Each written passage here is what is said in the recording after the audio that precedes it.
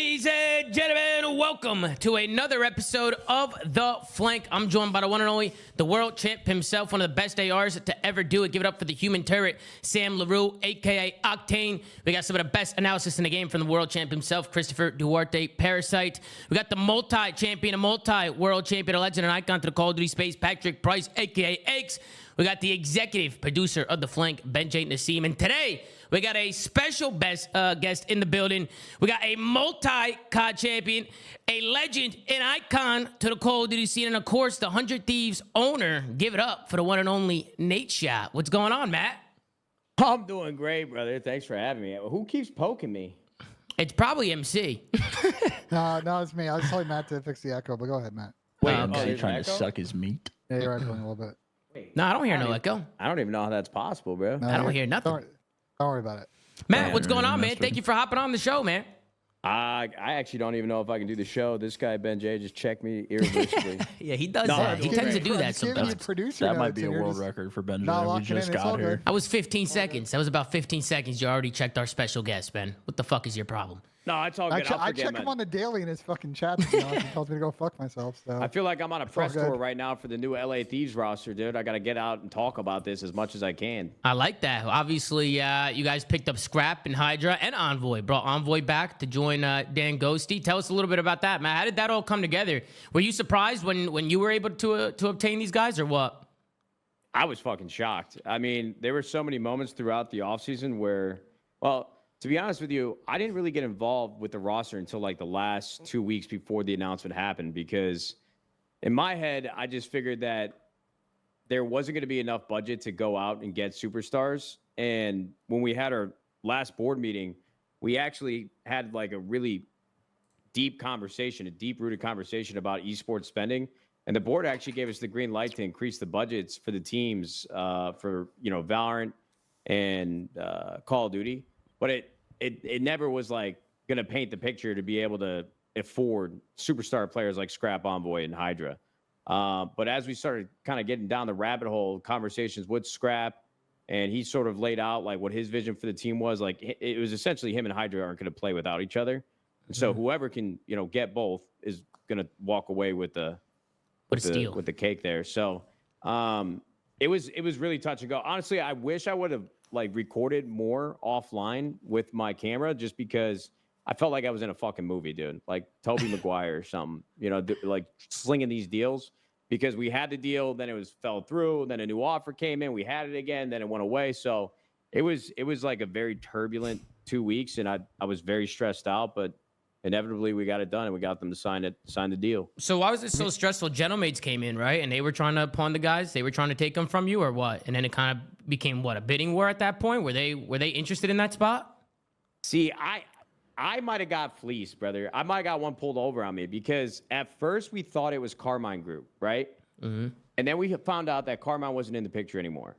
So then we had like a verbal agreement, and we were just waiting for the agents to get everything done, and for the Ultra and C9 to like come to an agreement with the players' agents for the release and everything. So there was a lot of moving parts.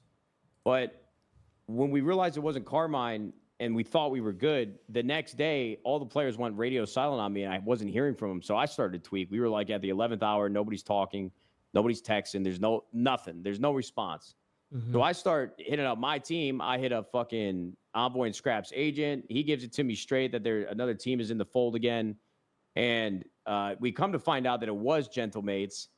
And this was like probably 4 or 5 days before the announcement, where I was streaming in the middle of a Valorant game, playing with Caesar and Scump, and I thought the deal had gone through. Like, if you watch the first half of the game, I'm in the best mood of my life, thinking that everything's even Steven. And then I get a text saying that it's basically over, because I'm like, all right, Hydra, Gotaga, French, it's he'd be playing for his country. Like, and if they're going to pay more money, we're fucked. Like, there's just no way that we're going to get this done. So I end up going back to the board like, hey, I've got this X amount of dollars in my salary. Like, can I just attribute this to the budget and so we can get a new offer out to these guys? They give me the green light. Everything's great. And then I come to find out, like, Gotaga sends me a DM, bro. I haven't told anybody this yet. Gotaga sent me a DM, and he told me that they pulled out of the running for it the night before. He was like giving me a heads up in case these guys are trying to get more money from me. But the offers already went out. And so I got to be honest with you. I think I got one done over on me, but we got the fucking team, so who cares? I mean, you got to make them do more That's content tough. now. You got to make up for it. You know. Ghost was trying to look out for you, and Ernie fleeced No you in the way. back alley. Well, and I don't want to monopolize it because you guys got 5 people here. This is the last thing I'll say on that point. To me, there was just we didn't have any leverage, right? So if Gotaga would have hit me up sooner, it would have been perfect, obviously. But there was just no way for me to know that this was like, if we kept our offer firm and how it was, and we would have lost this team, hindsight's always 20/20. But if we would have lost the team after the 2 weeks that we spent trying to get it done, and with all the leaks that had gone out and we didn't deliver it, like I would pay extra for that to make sure it got done every single time because it was fucked. Like if we didn't get it done, we were fucked. Yeah. I'm sure as an org owner, the leaks are probably just annoying to see, especially if you're trying to plan something cool. I mean, we obviously take advantage of the leaks because we talk about all the leaks right away. But I mean, from the outside looking in, I mean, if you're an org owner, you're probably sitting there wondering how the fuck it even got leaked in the first place. Because I'm sure you were keeping that in house, no? Yeah, we kept everything in house. We kept everything close to the chest. It's frustrating for sure. Like it's a part of like traditional sports, part of esports. I get the community and like loves the leaks and it gets everybody excited like on the COD competitive subreddit. But there's been 2 separate occasions in 100 Thieves history where leaks have almost like imploded deals that we were trying to get done. There was a player from South Korea. His name was Bang. He was our 80 carries world champion. And their agents and managers almost legitimately pulled out of it because they thought we had leaked it to try to gain like leverage in the conversation. I'm like, first of all, that don't even make sense. Second of all, fuck. This is we're in trouble here. But I get it, man. It is what it is. But I know the leaks definitely didn't come from my camp. I have a working theory on where they were coming from, but I could be wrong. I don't know. The COD burner's still at large. I don't know if it's COD burner. Well, I saw you were in a little bit of a scuffle here with Adam Adamo. Is this where the hoodie org stuff came from? What happened there? Here we go. What happened there, man? Why is this guy pissing you off? What happened? Is he subtweeting? Is he chirping? What's going on? He's yapping? I just think there's like a gentleman's agreement and etiquette. Like if we pay for the players, you don't confirm that the players aren't on your team anymore. And we usually coordinate on like an announcement. Every org we've ever done business with, when we pay for players or vice versa, we always work together to make sure that the message is delivered at the same time. And that's how it's always been ran. And he was on Twitter replying to people saying that they were going to be better than LA Thieves by 2025. And that just rubbed me the wrong way, quite frankly. Like, the COD competitive subreddit got on my ass about being, like, salty over it because I call him a D-bag on stream. But I'm like, it's not like they did us a fucking favor. You know what I mean? Like, we paid cold, hard cash. It was very expensive. It's not like they didn't get that's what a deal is, you know? Every side gets something from it. I think that's fair. So it's not like they gave us the players for free. So yeah, it was just frustrating. It's like, okay, I know the leaks were out and people assumed that they were coming, but if the owner of the org that the players are leaving confirms it, then yeah, like our announcement just isn't as impactful. Right. So I think he kind of broke the gentleman's agreement. I was gonna say that's like just sort of unwritten rule in esports. It's like you just don't get in other people's way on announcements because you expect the same treatment the other way if you were to sell a player to them. And I think Adam kind of slipped into this one, bro. He made a little bit of a mistake, and I gotta tip you guys. Like, what was kind of the thought process with the hoodie sale on the website? Was that already like a preordained hoodie sale? That you It's a good idea. To like kind of do, or That's a that was great like idea. spur of the moment type idea? No, that was all the 100 Thieves team, bro. I was streaming when I got a text from my guy, Pat, who runs our apparel. And he's like, hey, can you check Slack? They want approval for a tweet because it's kind of, a little risque. And our social team, the marketing, the esports team, I'm not sure where the original idea came from, which individual, but let's just say that they were ready to capitalize on every opportunity. They knocked that one out the park. I wish I could take credit for it, but it was not me. Yeah, it had to be probably, right? Josh. It had to be. It had to be. Josh is way too trolly. I feel like all these trolly things come from him. And then, Matt, I want to talk to you about Envoy, because I feel like Scrap and Hydra, like you said, were moving around as a package duo in the offseason, just trying to figure out where they wanted to play and what was going on. Obviously, Dan was already on the roster. How'd you guys come to the conclusion to pick up Envoy? What made you go with him? I mean, that was Scrap's call more than anything. It's like to get Scrap and Hydra, we were just doing anything to make them happy. And of course, like Envoy coming back to Thieves would make us happy as well. So there was never really a discussion about any other player, just because, yeah, were Hydra and Scrap like intertwined? Absolutely. But Scrap had Envoy's back the entire time and wanted him as the second sub to play and complement Hydra. So we were just following his lead. I mean, I wasn't going to say no, of course. So Right. it just worked out well. Yeah. I actually tried to use, at one point, like when the deals were falling through, I'm not sure if it was the first or the second time, but I was trying to like tell Envoy, I'm like, yo, listen, bro, you need to tell Scrap and Hydra that this is the place to play for. You know what I mean? Like, it was such a dire situation at one point. I was like, I know that this is going to sound fucking insane, but if you and Scrap can just agree and sign to 100 Thieves, like, Hydra really don't have a choice. I mean, we were never going to strong arm him unless it was like worst case scenario. It's a business at the end of the day. Yeah, but Scrap and Envoy and their manager, who's fantastic, by the way. His name is Bill. He's a great guy. Love Bill. Very transparent through the whole. He runs a great business. He's transparent. He's honest. So like Optic Bill? Yeah, Bill? he fights for his players, but he's honest through everything. He's not ducking and moving, trying to deceive anybody. It's good business. So yeah, that was Envoy just made sense, and Scrap wanted him, and we wanted him too. Yeah. No. Anybody have any questions for Matt while we have him? I'll leave it to the panel. Go ahead. Floor is yours. Just to circle back to something you said earlier, like the Carmine Corp situation, was that like they were simply around the LAG spot? Like, did you ever actually get far enough into that it was like clear how they were coming in, or was it more just like rumor mongering? I've heard from a few folks from across the industry that there's been multiple teams that exist in esports today that have tried to buy the LAG spot, and for whatever reason, it just didn't work out. And I was pretty certain, just from the people I had talked to, that it was Carmine, but inevitably it ended up being untrue, or maybe at one point it was, but at that moment in time, while we were trying to broker the deal, it was not Carmine. Yeah, things change fast. A lot of cost to recoup at that group, Nat.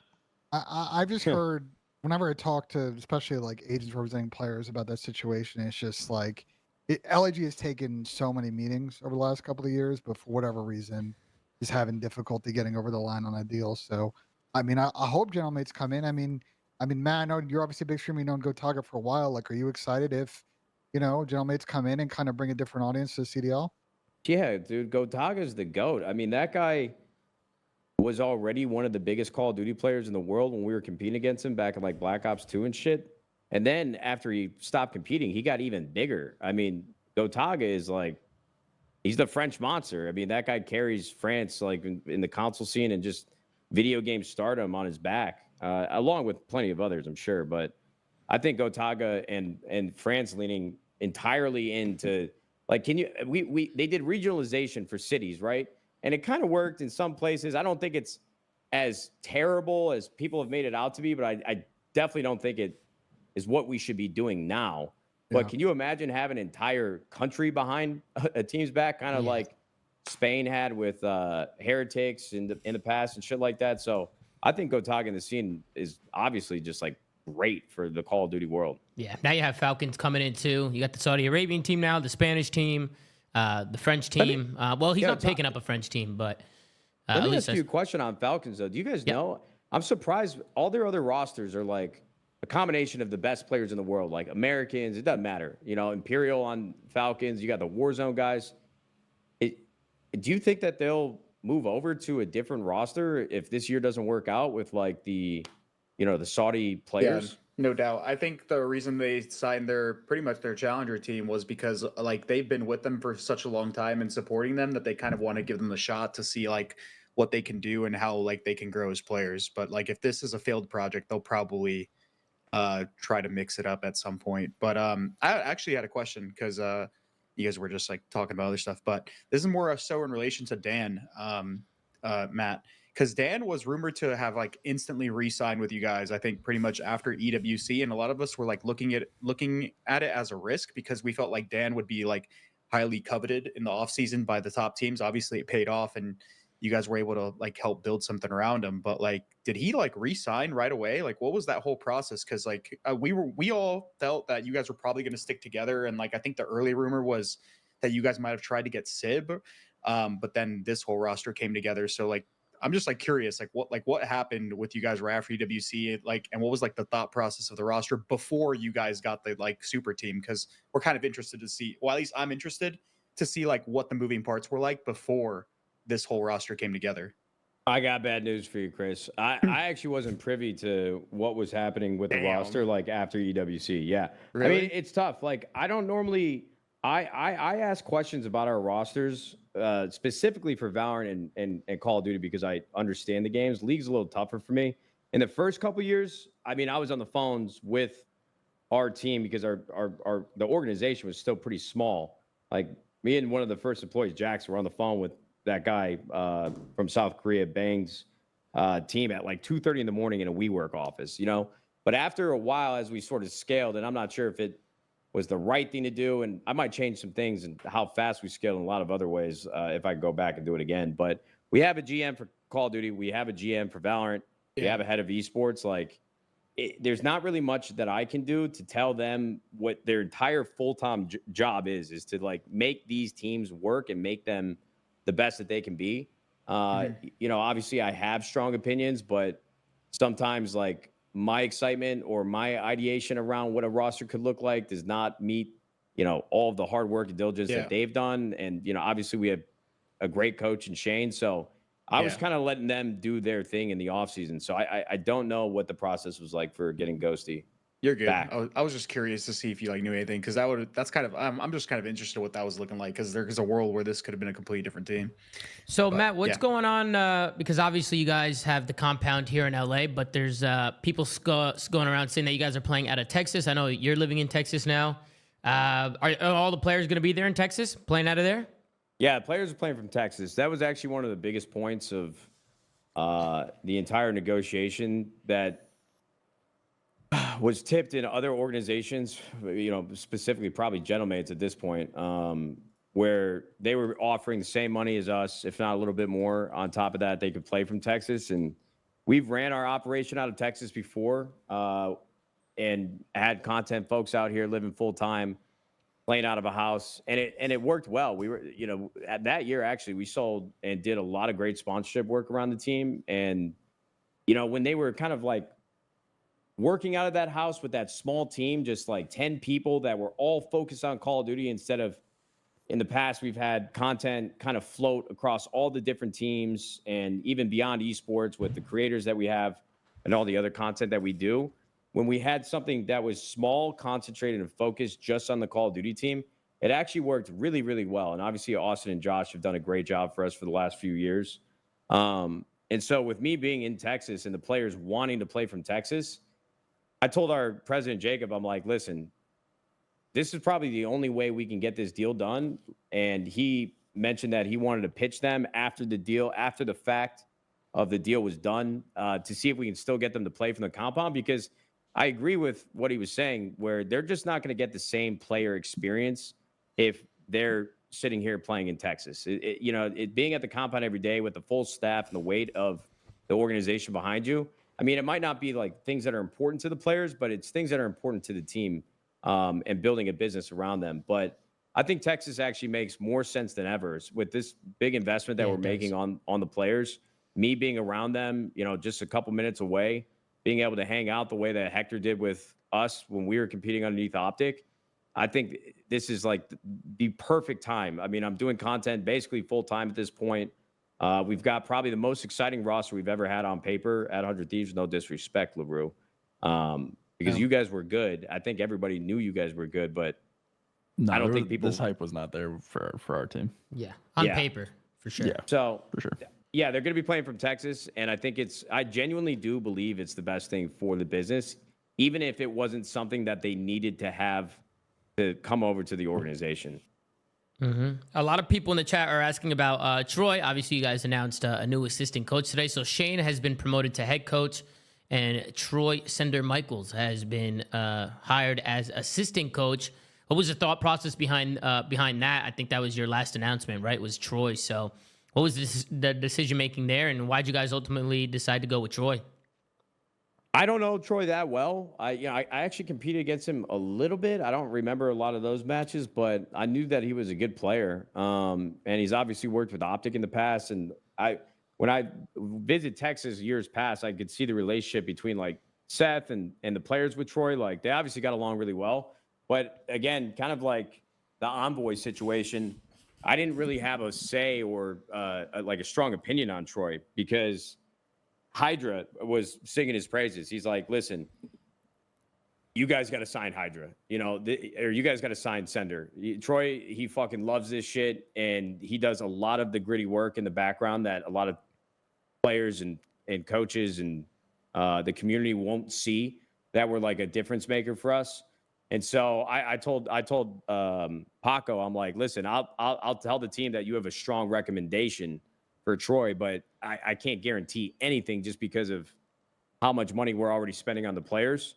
But thankfully, we were able to get it done. Paco's happy. Troy seems to be getting along great already with all the rest of the team and with Shane. And, I wanted to make sure that everybody knew, like, hey, listen, Shane put his time in as the assistant coach underneath JCap for years. Like, ultimately, this is his team to coach. He is the head coach, and he's earned it through hard sweat, tears, blood, well, maybe not blood. I hope nobody's bleeding around here, but you know what I mean? Like, Shane's the head coach, and I don't think anybody really, in my opinion, should care about titles too much. It's obviously like a nice thing for somebody who's worked their way up like a corporate ladder in a way, or an organization like this. But I think at the end of the day, they're going to be collaborating on all the strategy moving forward with the players, and I'm happy to have Troy. It seems like he's a great guy and an even better coach. Yeah, he is a great coach. He's the perfect person to have around. I think him and Shane will be a good duo as well. They'll feed off each other really, really well. But Sam, you got any questions for Nadeshot over here? Nah, man, I knew about everything the whole time. I got no questions. Some people in the chat were asking Sam, when did you know? When did you know that everything was going down? Like 2 weeks ago. Okay, so you knew about a week before.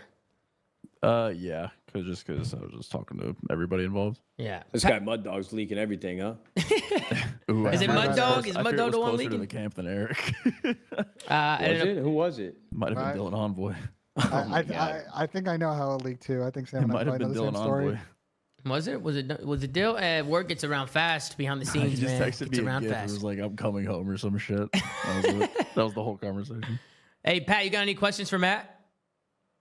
I only have one. Here we go. You really pay $1,000 for that Titan tube? That's crazy. Oh yeah. He really wants that light that's behind your setup, Matt. He keeps talking about it in our group DM, and then he was mind blown when he looked it up and figured out how much it was. Yeah, but think about it like this, brother. These lights have been in my office now for like 3 years, dude, and they are Damn, so you automatic. probably paid like $1,500 then, huh? No, I don't know inevitably or at the end of the day what I paid, but it's a business expense for the stream. You need write-offs for taxes, and what? I got to pay $1,500 for something that I'm going to use for like the next set, decade. You just get one. I got 3 of them. Well, damn. Damn. Well, think about that, bro. Would you pay $1,500 to have something make your stream look better for like Yeah, the for next sure. 10 years? It's like a no doubter. No, for sure. I think those lights look Tom good. just gets the prize pick neon thing in the back. Yeah, I got the prize pick sign and the FaZe sign. That's all I got. But yeah, Well, it's crazy. You can do like custom lighting. Like they have an app where you can do some really, really creative work. Like these are what they use on movie sites, like movie sets. Yeah. You see these lights like in I think they actually had them in Inception at one point. No bullshit. I couldn't That's even crazy. buy them, bro. I had to email a guy to place an order. Like that's how Wait, I had to what? go about it. The That's funny crazy. thing On is, their site, you can't order. You have to like send. You basically have to be like, I want one. I'm interested. Fill out information. Then they email you with like, hey, our distributor is in this state. This is the No. nearest one. You got to go on Bougie ass fucking light. B&H Photo. B&H, That's probably a Autorama. distributor. Yeah, you're probably buying it direct. I was on Newegg. the Astera well, website. B&H is the best shit anyway, so I Yeah. highly recommend. Always go to B&H. Your Sammy's Yeah. camera is great. They ship as well. So Matt, we had this Kaysan $10,000 2v2 showdown. I know you were tuning in. Obviously, Scrap and Hydra, they come out and they win the whole thing. What was it like watching them play? I mean, these are guys that are going to be on your roster. I was looking at some of your reactions to some of the gunfights they were winning. What was it like watching these guys? Here's the best way I can explain it, and I think it probably says a lot about who I was as a player. Simp and Abeezy are like, if you told me that I had to play Simp and Abeezy in a 2v2 S&D tourney, I'd be like, what the fuck? I'm not even going to spawn in. I don't want to do that. Yeah. And when I said to Paco and Scrap, I'm like, holy shit, dude, I can't believe you guys won that. They're like, what do you mean? I'm like, I don't know. These guys were like born and raised, search and destroy. I mean, I know you guys are good, but maybe I didn't realize how good you actually are.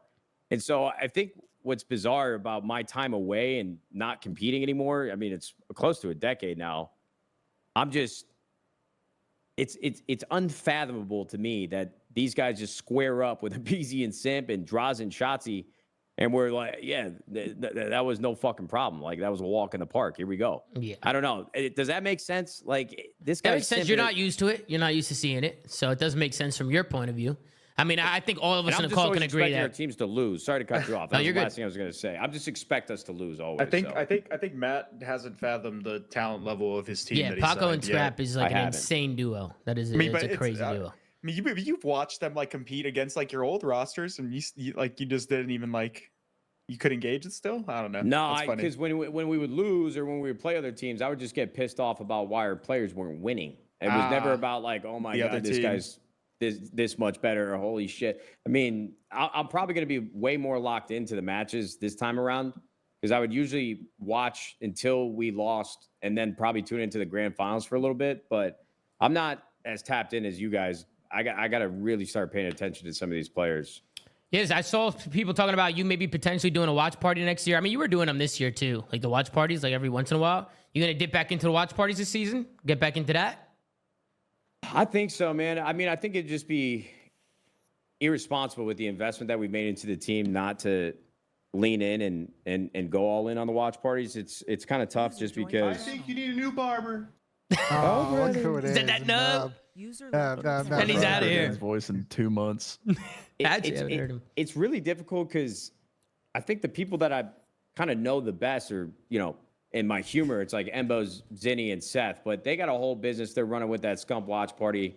And I've essentially, like, in my head been unofficially inviting myself to be on the show as often as I'd like, but it can't be in an official capacity just because I've got my own business to run with 100 Thieves and LA Thieves and Nadeshot. So I'll probably do an official watch party. That's what it's looking like right now. It's just also tough for me. I mean, you know better than anybody. All of you guys do. Like, starting a YouTube channel. I mean, I wouldn't start a new YouTube channel, but like building up a community on a separate website, it's just difficult. If you're just trying to like casually watch like Sam and Tom, like they're always watching, and it's not like an official The Flank watch party. It's just we're not really official with the watch parties. We're just in TeamSpeak. We're right here, right where you are right now. We're in here. Especially at home. At home, it's just like you're always welcome to like tune in and just hang out with them.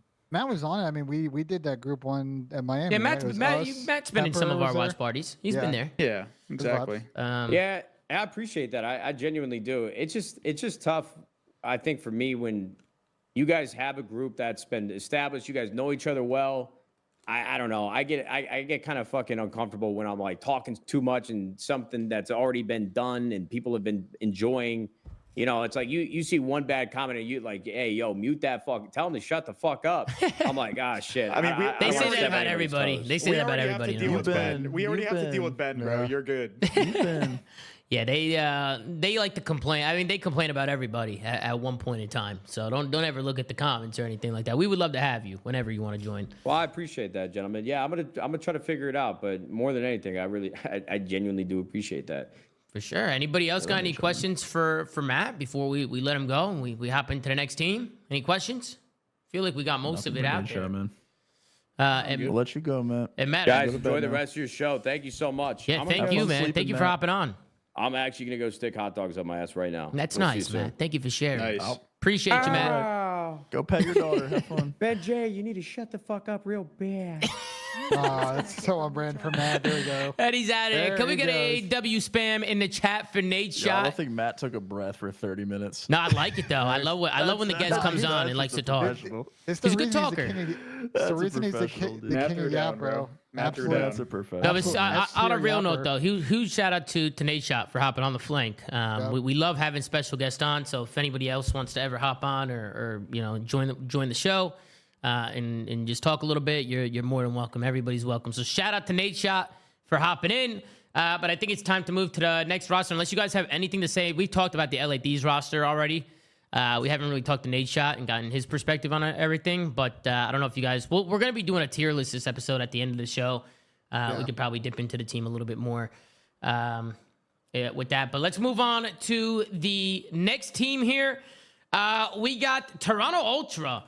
I'm a little confused as to what's going on here with Toronto. So sources now, because it keeps changing over here. Does it, Ben? The Toronto team? Because what's going on now, they're saying Real...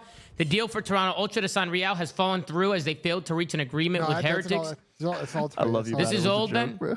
Yeah, I just try to... I give you all the links. So just because since we did the last show to recap what's going on with Toronto. Yeah, what's going on with Toronto? So Real... So after the whole, like, maybe Hixie banned fourth player, it looked like they went after Real. And what people may not realize with the Real situation is that the parent organization of Toronto Ultra, Overactive Media, owns a bunch of, or owns specifically a brand that's a big competitor to Heretics in Spain, Mad Lions. And so that move, it's kind of like a player moving from the Yankees, Red Sox, or Liverpool buying a player from like Manchester United.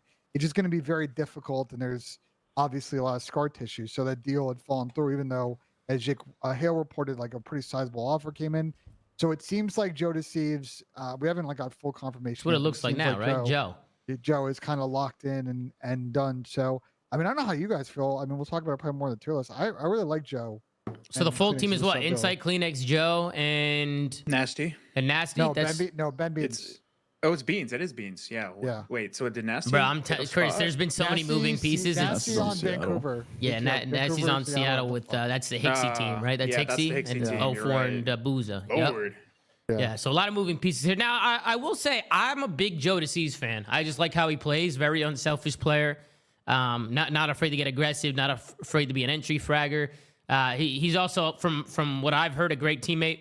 Just a good person to have around your camp. And I know this year we've kind of seen the ups and downs with him. A lot of inconsistencies, but I think the team was just naturally like that too that he was on. Just Thieves in general were kind of up and down. They closed out the year strong, but I think to see Joe Deceives' name getting thrown around a lot, I think he deserves it. I think I would like to see him get on a top team. So. And for me, I think Kleenex and Joe Deceives could be a pretty good duo. I mean, they're going to be a very aggressive duo. That's for sure. What do you guys think about the sub duo there and the AR duo? I mean, what do you think about Toronto, and what do you think about Joe Deceives potentially hopping into the Toronto Ultra camp?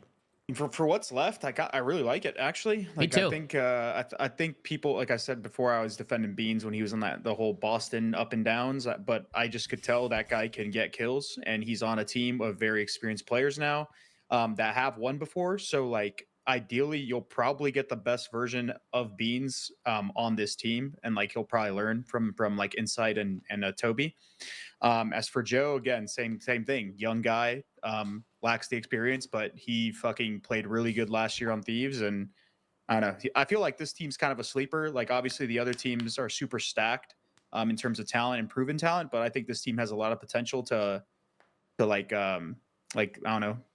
Make some good tournament runs potentially, but also like their respawn should be really good with like Beans, Joe, and like Toby. Mm-hmm. My one question still is Insight going to get like better? Because I feel like he just has not really changed much, but he just hasn't had like the best year this year. Well, let's go on board with Sam, because we haven't gotten much from Sam this episode. Sam, what do you think about Joe Deceives, and you want to add on to that comment from Duarte about Insight? Do you want to see him step up this year? I mean, you used to be that main AR role, right? What do you want to see from Insight this year, Sam? Honestly, with the team composition, I wouldn't even mind if he kept playing the exact same way. He has 3 hyper aggressive players on his team, so I don't even think him like stepping up slaying wise is going to be super needed. I actually think the way he's been playing will be fine.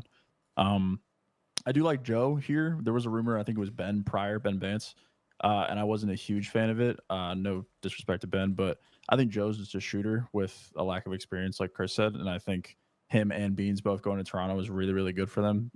They're both like ideal landing spots. So I like the chemistry that they're gonna have, because knowing the player personalities on the team, Joe and Beans are gonna be very loud, very boisterous, like very shit talk oriented in game. And I think that Toby and Jamie are a little bit more reserved in that way.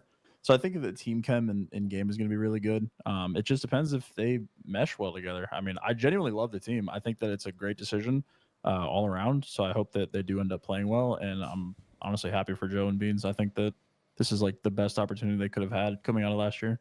Pat, I mean, these are your 2022, 2023, 2024, and 2025 world champions. How do you see this team now? You see Joe DeCeves coming in, Benjamin Beans. I mean, what are your overall thoughts after seeing all this? I think they'll be fine, but I don't think they'll compete with that other squad. I mean, I think it's kind of like the LA Thieves situation last year. Like, they're just gonna be the mid pack. I think they'll deal easily with all the bottom teams, but I don't see them ever contending with that top 3. Yeah, I think with Toronto, it's going to be just hard. They're limited. They're just limited. I think it really depends. I know, like, okay, so I know Beans had he was on that Boston team and they were getting slammed, but they did beat Optic once, and like at the same time, whenever you would watch that team play, they were really good at hardpoint, and Beans was a big part of that at one point. So like the potential for like a player like Beans is there, and then we've already seen Joe like take down like some of the top 4 this year. So like, I don't think that's necessarily true. On paper, you would expect that, but if those guys can get better as players, I don't know if that would be for certain, because they have the potential. Like, and we've already seen Kleenex and Insight already have success and win events. So, I mean, on paper, I'm gonna agree with you, Pat, but like, I'm still not sure how those players are going to develop. Team that we're about to talk about, though. No. I feel like this is the only team I could say that about, and then the rest are kind of no. like, I mean the competing with the top 3 thing. Oh yeah, like a regular basis. the other teams I probably won't even. I will agree if you guys say they're not going to compete. I will probably agree, but this team, I'm not so sure. They have a high ceiling. Here's a prevailing thread that we're talking, I think, throughout this episode. Right, we don't know if this is going to be more like Cold War, where towards the end of the Cold War year, it ended up being a 3-sub game. And when you look at Optic, FaZe, and Thieves, like they have the 3 real true flexes who are both talented with AR, but also like 8 or S tier level submachine gun players if it came to it. And this Toronto team is one of those teams, like I'm sure Ben can run a sub and we've seen him do it, but can he run a sub at the level that they're gonna be able to match the pace of the top 3? That I don't know. And that's a concern I have about them, but most of the other bottom teams as well. It's a different game. We'll never know, but I just like this team's ceiling in comparison to some of the other rosters we're about to see. Yeah, I agree, because they have an insane sub duo. Speaking of other rosters, we have the C9 roster that's kind of been leaked. So the original person that was going to be joining Atat, Sib, and Kremp on this roster was Nero. That was the rumor going around. Now the rumor is that Nero is out and Mac is coming into play. Mac's name was being thrown around with the Carolina Royal Ravens, but now he's being thrown into the mix with C9. Almost like a New York Subliners reunion, because you have Lamar there, who's going to rumored to be the head coach. Then you have Attach as the main main AR, Sib as the flex, and then of course you're going to have Kremp and Mac probably as your 2 SMGs. Now, you guys know me. I'm a big fan of Mac. One of my godsons. I can go on and on. I'm a little biased when it comes to Mac. I definitely want to see him get back in there and compete again. I think Mac is a great player and is a great addition to any team. But what are your guys' thoughts on Mac coming back in? Because obviously he had a little break. He took a year off. He had some things that was going on, so hopefully everything's okay there. But Mac is now coming back into play, and he's going to be playing with the Tat, Sib, and Kremp. Well, that's the rumor, of course. What do you guys think about it? Because I know a lot of people were talking about Mac being on a flex with Carolina. Now it's looking like he's going to be slotted back into a sub role. Do you guys like it? Do you not like it? What do you think? I mean, if he can reach the potential of his sub play back in like MW 2019, this team could be like really raw on paper. I'm still going to question Kremp because he's just had some slow starts and he picked it up towards the end of the year. But I'm not sure how his consistency and how he's going to keep developing. Sib and Attach, solid duo there. I might have chosen Nero over Kremp just because I feel like they could use some aggression because we don't really know how Mac is going to play, especially after taking a break. So it would probably be easier for Mac to slot in with somebody that's like hyper aggressive like Nero. Kremp is also kind of the same. Yeah, Kremp is also the same, but I still feel like Nero is just like super explosive. I don't know. You could maybe interchange the This two, could be a but- hot take, but I don't think the break means anything. I think after 2 weeks of playing Black Ops 6, he'll get right back into just the momentum again. It's Yeah, like yeah, it's like but riding a bike for a professional But player. even then, though, he was kind of like slower on like the old Seattle roster. Like he hasn't played that like super aggressive pace in a while. You know what I mean? So I don't really know if he's gonna pick it back up. Like I'm sure he's not gonna have that much trouble because he was really good before. But I mean, it's a risk at the end of the day. You never know. Yeah. What about everybody else? What do you guys think about the roster? I think you're highlighting sort of the key issue here, which is there's some adaptation has to happen with this personnel. Like I understand why they're gravitating towards each other. I kind of understand why, Mac is on this roster instead of Nero, especially if Mac was rumored to go to Carolina. Like the C9 money is probably better. He's got some built-in chemistry. Obviously, if Accuracy is coaching his team, like Lamar's got a good sense on how to get the best out of these players. But I look at this AR duo, and they aren't exactly the AR duo that is lighting up the league at like soaking hill time. So there's some adaptation there. And to the Mac point, it's like, is he going to come in and play the role he played in Seattle, where he's playing slow and he's got to fill gaps and he's just getting weird timings and he's super streaky? Or is it going to be like a situation when he was on New York, Tom, where you kind of give him free room to kind of do his That's how he thing, should play. That's how they and should he have just to kind of play. slays out? Yeah, I think if they play their potential, they'll be very good. But if they can't adapt to the sort of role situations on this team, it could be a bit interesting in performance. I think that's where Lamar comes in. Like, at least for me, that's where I'm looking at right now is like Kremp and Mac, like the consistency there and how they're going to kind of play off each other. But I think Lamar is going to have to come in and kind of help that duo out a little bit, and just kind of make sure that they're obviously being disciplined around the map, but obviously still keeping their confidence up and still keeping the guys put them down. Lamar? Yeah, it's the rumor that Lamar's coaching. He's coaching this team. I Yeah. didn't see that rumor because I was Yeah. going to say, is that like a leak? Like- Nah, it's been rumored already. They've been talking about it. I mean, Cool, yeah. I'm guessing that he's going to go there. He's got history in New York. He obviously knows Attach and Sid very well. So, I mean, it makes sense. So, yeah, just looking at the sub duos, because I think that's the main thing as a submachine gun player is like the most important thing is getting your timings down and knowing when to play fast, when to play slow. Kind of bouncing off each other on who takes this route, who takes that route. I think that Kremp and Mac are going to have to just work together and try and figure out how that dynamic's going to work. But Sib and Mac also have chem, obviously, from like the old team Yeah. that they've been on. But Sib and Mac have known each other since they were like both like 15 or 16. I don't know Yeah. if you guys have known I knew this. that. They were Yep. they were in the same circle. So they got that pre-existing chem. So that was going to be kind of fun to watch. Hopefully, I'm really hoping that Mac like just comes back and like starts shredding because he was a super exciting prospect when he first came into the league, and obviously see him take that break and then just the backseat on that whole Seattle roster was not ideal. But Sam, what do hopefully he you comes back. what do you think about the C9 roster? Do you like it? Do you dislike it? I mean, what are your thoughts? Yeah, I like. I mean, I don't really think they could have gone wrong either way if they had just kept Nero and Kremp, or if they wanted to replace one of them. I think both are good teams either way. Yeah. The main thing is really just how Mac plays. I genuinely think that's it. I think this team has a good way of solving issues with Lamar on coach, and just I think that they'll be able to address things super easily there. And I also think that having Mac as the second sub does help out the in-game flow a little bit with like comms and just like stylistically the roster makes more sense with Mac on it as opposed to Nero. Whether they made the right decision keeping Kremp or Nero is obviously to be decided. I think it's a literal coin flip between those two.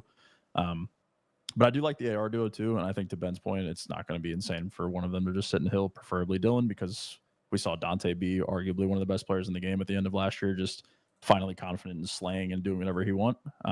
So I think that having Dante in that role is absolutely paramount for this team. And then just how Mac and Kremp play together, I think that's all it is. Pat, what are your thoughts? What do you think about the C9 roster? I might be hating, but like, I actually think the Vegas team is better than this team. No. The Vegas Falcons. No, the old Like Vegas the old team. No, you're trolling. Wow. If Bro, Mac, I'm not a big fan of Kremp. I've never thought Kremp was that good. I think he's wildly inconsistent. I don't think Mac will be what he was when he played before, and even when he played, he was also sometimes inconsistent. I just look at this roster and I just see a fuck ton of inconsistency. Like, even Sib at points has been super inconsistent. I know he had he turned it around and was like really gross at the second half of this year, but like, I don't know. I just look at this roster and see a lot of inconsistency. So I don't know. I'm not high on this team. I think their ceiling could be high.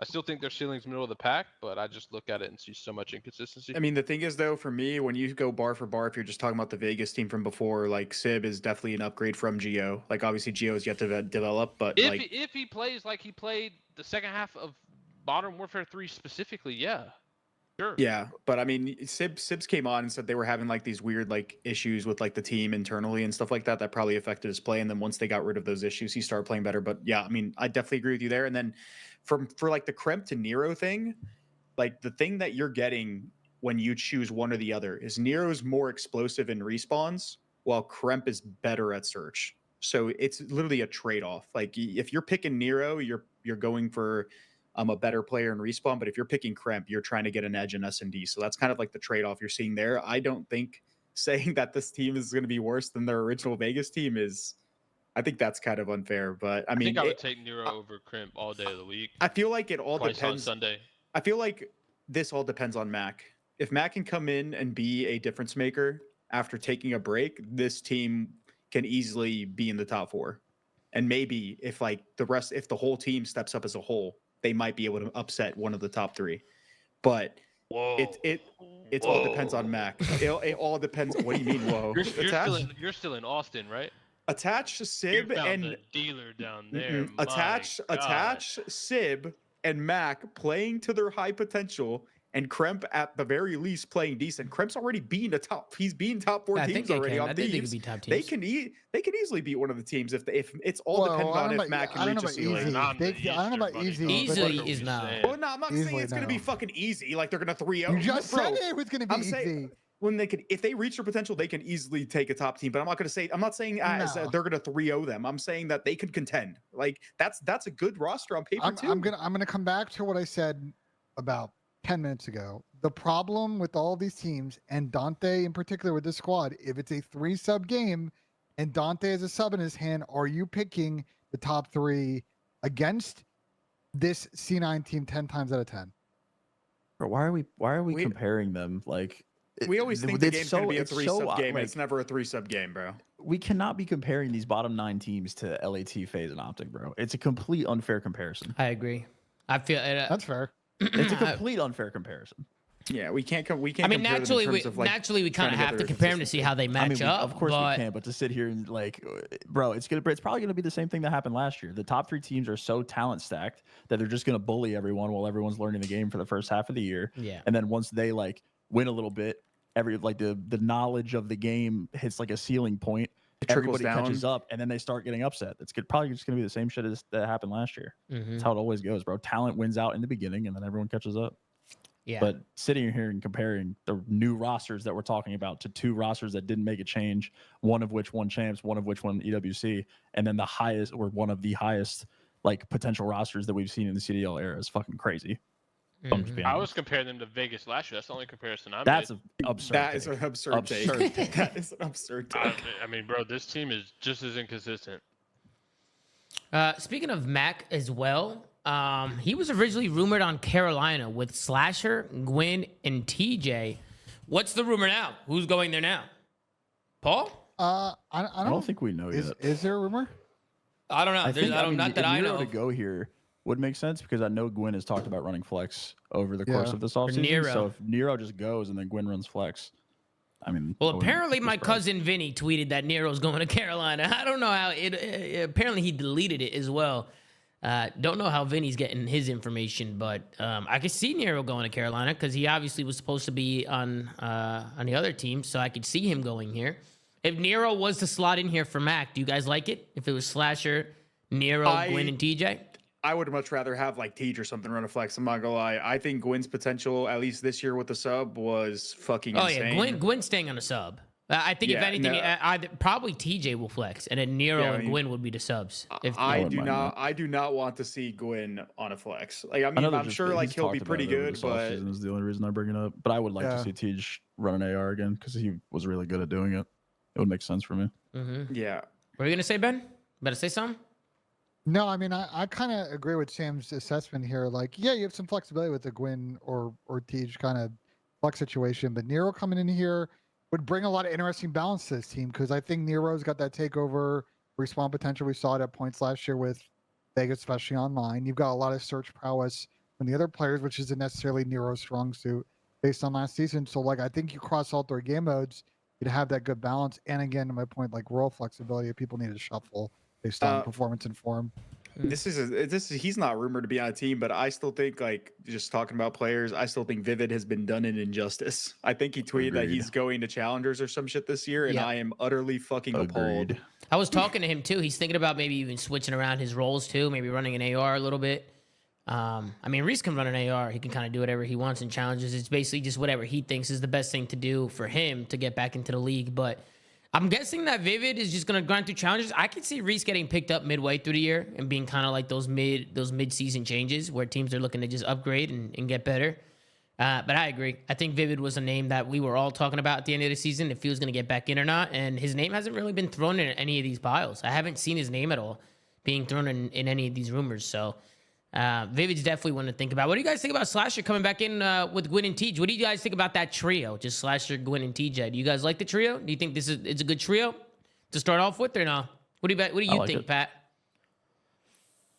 I mean, I'm glad he's back, but I just don't expect him to make any noise. I don't know. I mean, Outside of the top 3, Pat, what do you think about I these still guys? don't expect him to see it make any noise. Like, I think for me, Slasher is one of those players kind of like insight. He just needs to like develop more, like as a player. Like I feel like he's kind of had the same. It goes even back to his S&D, like the same style of search and destroy play. Like he's definitely super methodical, but he needs to he's almost like 30. just He's be. not You want developing Austin more. to Like, develop? He needs please to get. stop, Well, I'm bro. saying he He's needs at to the get end of better. his He needs career. to. He needs knows to what adapt his wins. game and get better.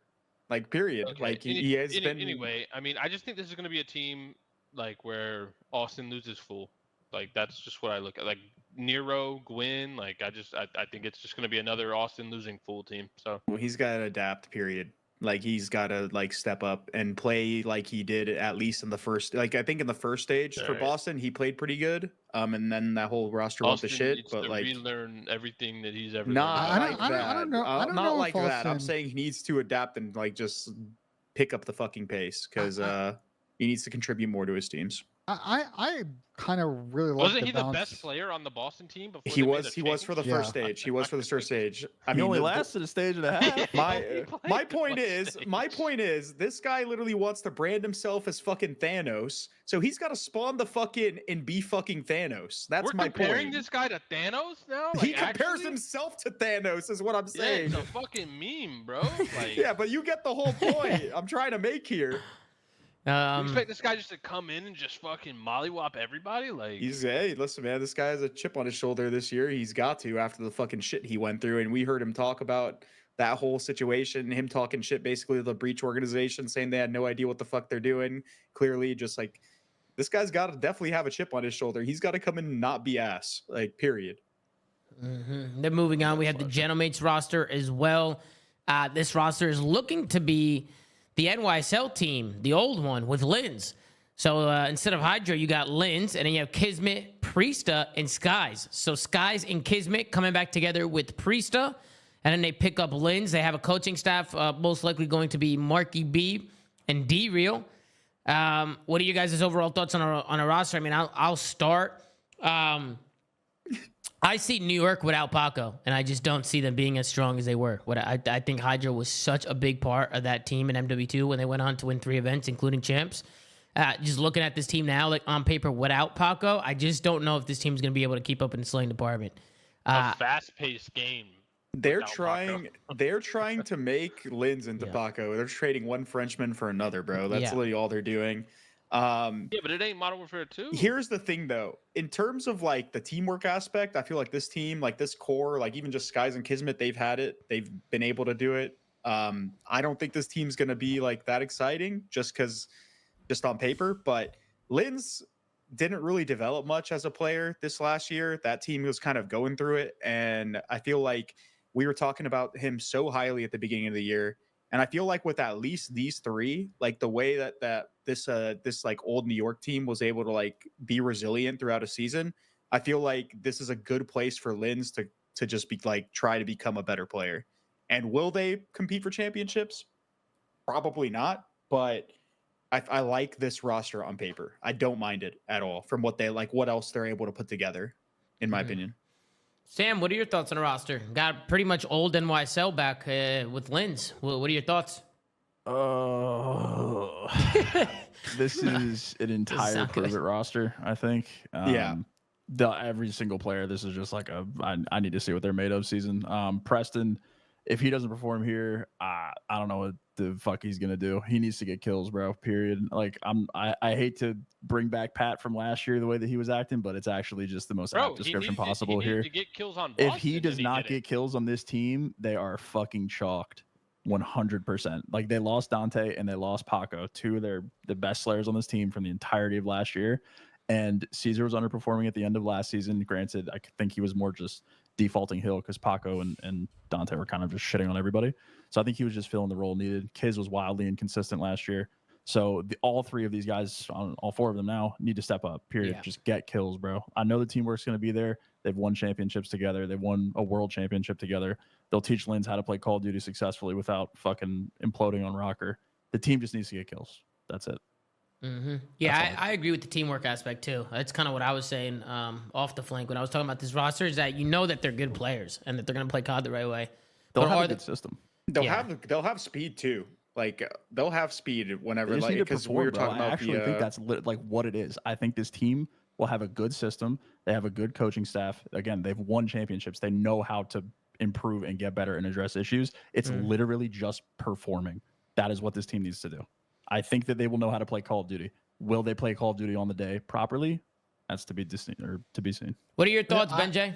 I just think there are going to be days where this team is just going to get mega outslayed, and you're just going to kind of live with it and hope that, you know, the experience they have, the chemistry they have, the understanding of the tactics they want to play, when they get to land, like it's going to click and then make a run. But I'm just pessimistic that even then they'll get in that situation. And there'll be a couple events this year where they get dead last because they're going to start in losers bracket because they're going to be so inconsistent online. So I don't know. It's a prove it squad for sure. I think you're right, Sam. Pat, what are your immediate thoughts? Team sucks. You don't like it, Pat? No, bro. I don't understand these third, fourth, fifth, sixth chances. Like, what are we looking to fucking learn? How many times do we have to fucking see that somebody can't get kills? I don't get it. Like, I don't know. I'm genuinely surprised that, I mean, I don't know if Cobra or the other people that we've talked about are good enough, but like I'm surprised they aren't on this team. Priesta had a whole year to get kills on Boston. You and all, he it's didn't. you So all, I it's don't crazy. know what they're hoping for here. I don't think a new team is just gonna make him get kills. Kismet literally couldn't buy a kill half of last year.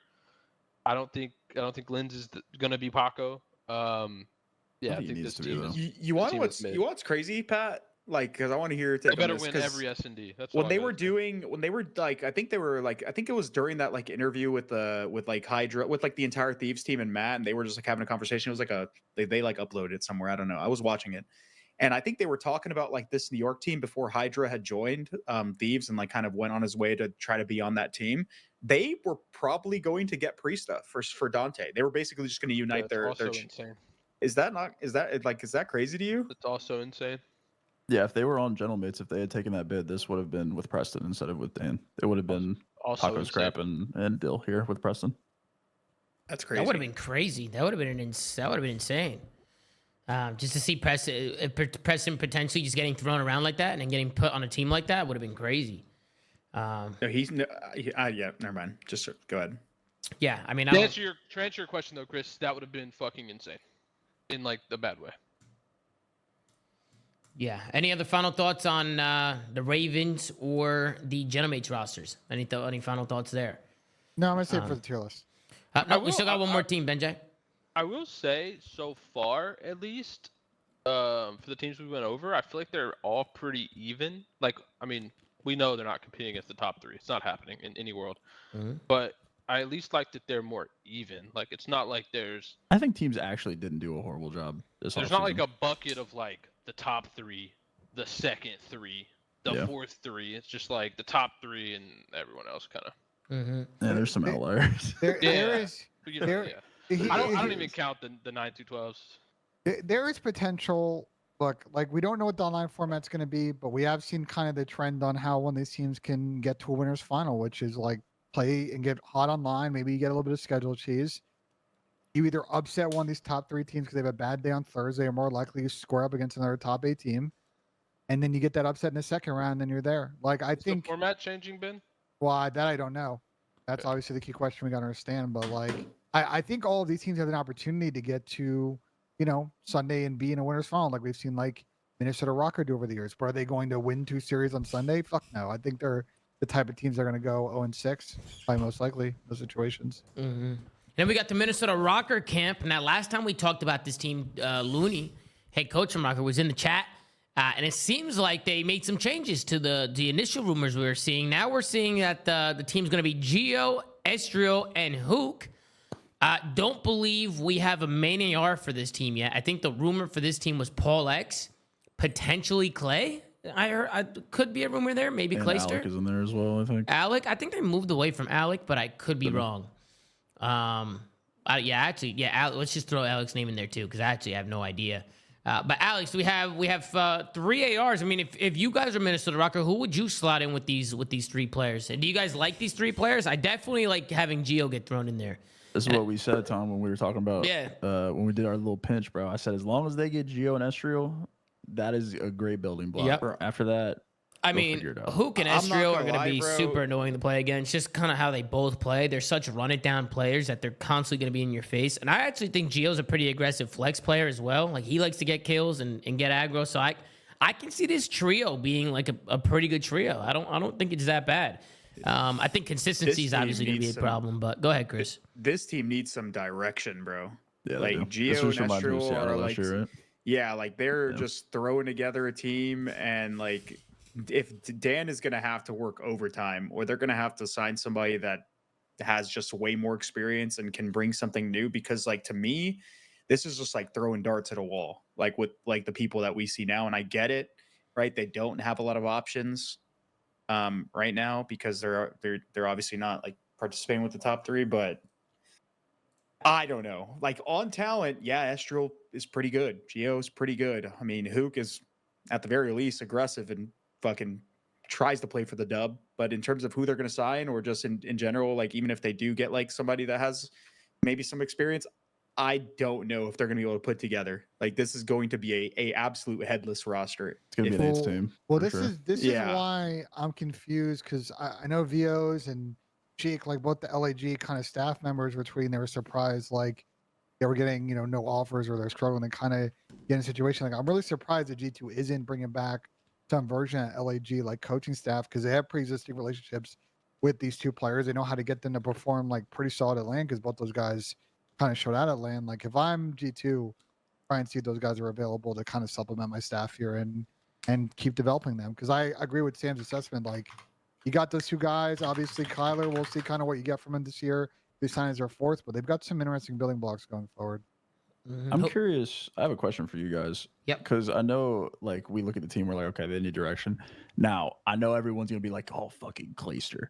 But, like, when Clay is on this team and in 2 months and he's dropping a 0.8, no offense to Clay, love Clay, are we going to be sitting here saying that they should have got more talent? Like, if you're Dan in this situation, are you going after talent and potential, or are you going to get, like, Feller or Clay? Talent every time, every day. Like, bro, am I tweaking? If I just put Cobra on this team. Is that insane? I just No, throw you're not. Cobra I on the don't know team if and he's just the fucking send answer, it, but bro. I think your mentality is right. I think you just send talent at this point. Like, I don't know if that's the right decision or not, but like, I know. Listen, dude, it's happened the last like 3 years. I love Clay. He's a great guy. One of my favorite people I've ever met in Call of Duty. If he's on this team and he's getting shit on online and he's not playing that well and everyone's gonna start fucking tweaking on him again, like, is this a situation where they should have just like went for kills or something? I don't know. I think it's a weird spot for them to be. I mean, Seattle was able to kind of put it together last year and make like some decent runs. Like they weren't like necessarily contending for chips, but they made some decent runs and they were in the conversations late in the year. Like granted, that team was also kind of like headless and kind of like we felt like at the beginning had no direction. At the very least, they had kind of talent. And then I don't know what they did and how they changed their system or who even like, I guess, got it all together, but they were able to kind of glue and like mesh. Yeah, they just played their own COD. Just made If other Priest, people play that way. if Priest is getting picked up, though, Clay might as well at that point. Like, it's the same thing, bro. That might be Preston's #1 hater. Yeah, No, right. I mean, I thought Preston was godlike all his career, but the dude just stopped playing for kills. Bro, in the CDL nowadays, you have to be able to get kills. Period. I'm disagreeing. It's an FPS. You have to get kills. It's the bare minimum. I don't think you're off base about getting Cobra here. I think it's just a question of like with the remaining time and the situation, be able to get a visa. Like, are you gonna be able to turn that around? Yeah. Where you're gonna get practice? Like, is it gonna be the detriment of Major One? Maybe you do kind of a split decision. Maybe you bring Clay in and say, look, prove it situation. We're also gonna sign Cobra and get his visa done. And like, Dude, it if is they what it do is. that would be such a good decision. But I don't think that they would I don't even know voluntarily if Clay sign would. two I don't players. even know if Clay would want to do that, knowing that he's just I mean, kind it's of better there. than probably not playing at all, right? If he Yeah, does really but Clay wanna play might that go bad. on and do other things instead of just like kind of but you being never thrown to the know. side. But you never know. You never know. You get the chance, and then Cobra just plays challengers. Like, look at the Justin Fields, Russell Wilson situation in Pittsburgh this year. Like, everybody thought Russell. I know both of them coming off of mid years. Everybody thought Russell would be the starter. Russell got hurt, and Fields has been excellent. And now that Russell's come back, Fields is still out there playing. Like, Some people in the You know, chat are it's- talking this about is not Tyler Fellow. sports. What about Tyler Fellow? See Fellow being slotted in here? Could be.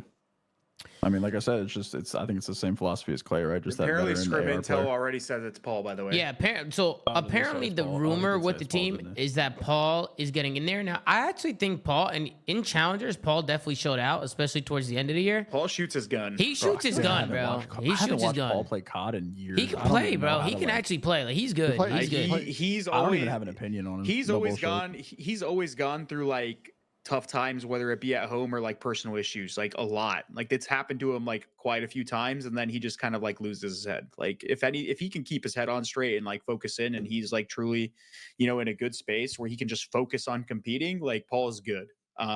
But I again, just the roster he's getting thrown on, like I just don't know if they're gonna be able to gel. Like they're gonna But have to he's- glue. This is He's more of a main AR, right, Chris? Or more of a No. flex. he's a flex. That guy Right. runs And so it is down. I look at Go Gio as a flex pace. too. So Fuck yeah. At the very least, this team will like with Hook, Gio will be the main Gio problem? and Paul. Like they're going to run it down. Like this is Love that. again like another like Seattle project where they're just They're going to play bully their ball. they're going to play Yeah. their own style of the game. No one's I- airing Paul's stuff out. It's Like weird I'm that just Kyle's, talking about no, Paul. Kyle's on we- both of those we- rosters. Weird. we've talked about it, so Paul, man. Like none of us disagree that Paul's got talent. He played great in challengers this year, especially towards the tail end of the season. It's like the little things that Paul has come on the show and talked about it. It's like being the right kind of teammate, helping your team get better day to day. And I know he's been in some mixy situations an entire show about that clusterfuck of a fucking New York season. But I like this shot for Paul. If he can, bring the right vibes with Gio Estriol and, Kyler's going to give it his all. Like they could surprise some people this year. It's a great chance for him. Mm-hmm. And I think he did it the right way. He went back to challengers. He showed out. He played well. Yeah. One Um, champs. Won champs. Like I think Paul does deserve another shot. I would like to see Paul in there, but he's got to perform. And he's in the chat right now. So shout out to Paul X.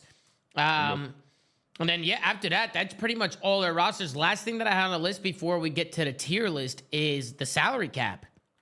Now, rumor on the block is that the minimum base salary is no more. I wouldn't say it's a rumor because it started because Spence was in my chat and said it, and I think Jake Hale kind of put it out there. So go ahead, Ben. Why don't you kind of tell everybody what's going on here? Do you think this is a positive thing, a negative thing? Some people have said it's a positive thing. Obviously, a lot of people are saying it's a negative thing. Where's your head at it with all this, Ben? I asked around. So I had an initial theory, and then I asked around to someone who has been following the litigation that was, and we've talked about it on the show, the Activision salary cap DOJ thing that is going into what we call a consent decree. That I don't think has been approved by a judge yet, but basically there was an investigation by the DOJ when the CDL used to have a salary cap, and then they've now settled with the government. And then based on that case from the people I've talked to, it seems like part of that is that they can't have a minimum salary requirement because then the players don't have a contractual bargaining agreement. So it kind of cuts both ways. Like, obviously this is a negative for the players because, even in a full year salary or in a proration standpoint, they join mid-season, like they can potentially get salary squeezed. But it seems like Activision, based on the conditions that they agreed to with the federal government, like don't really have a choice here.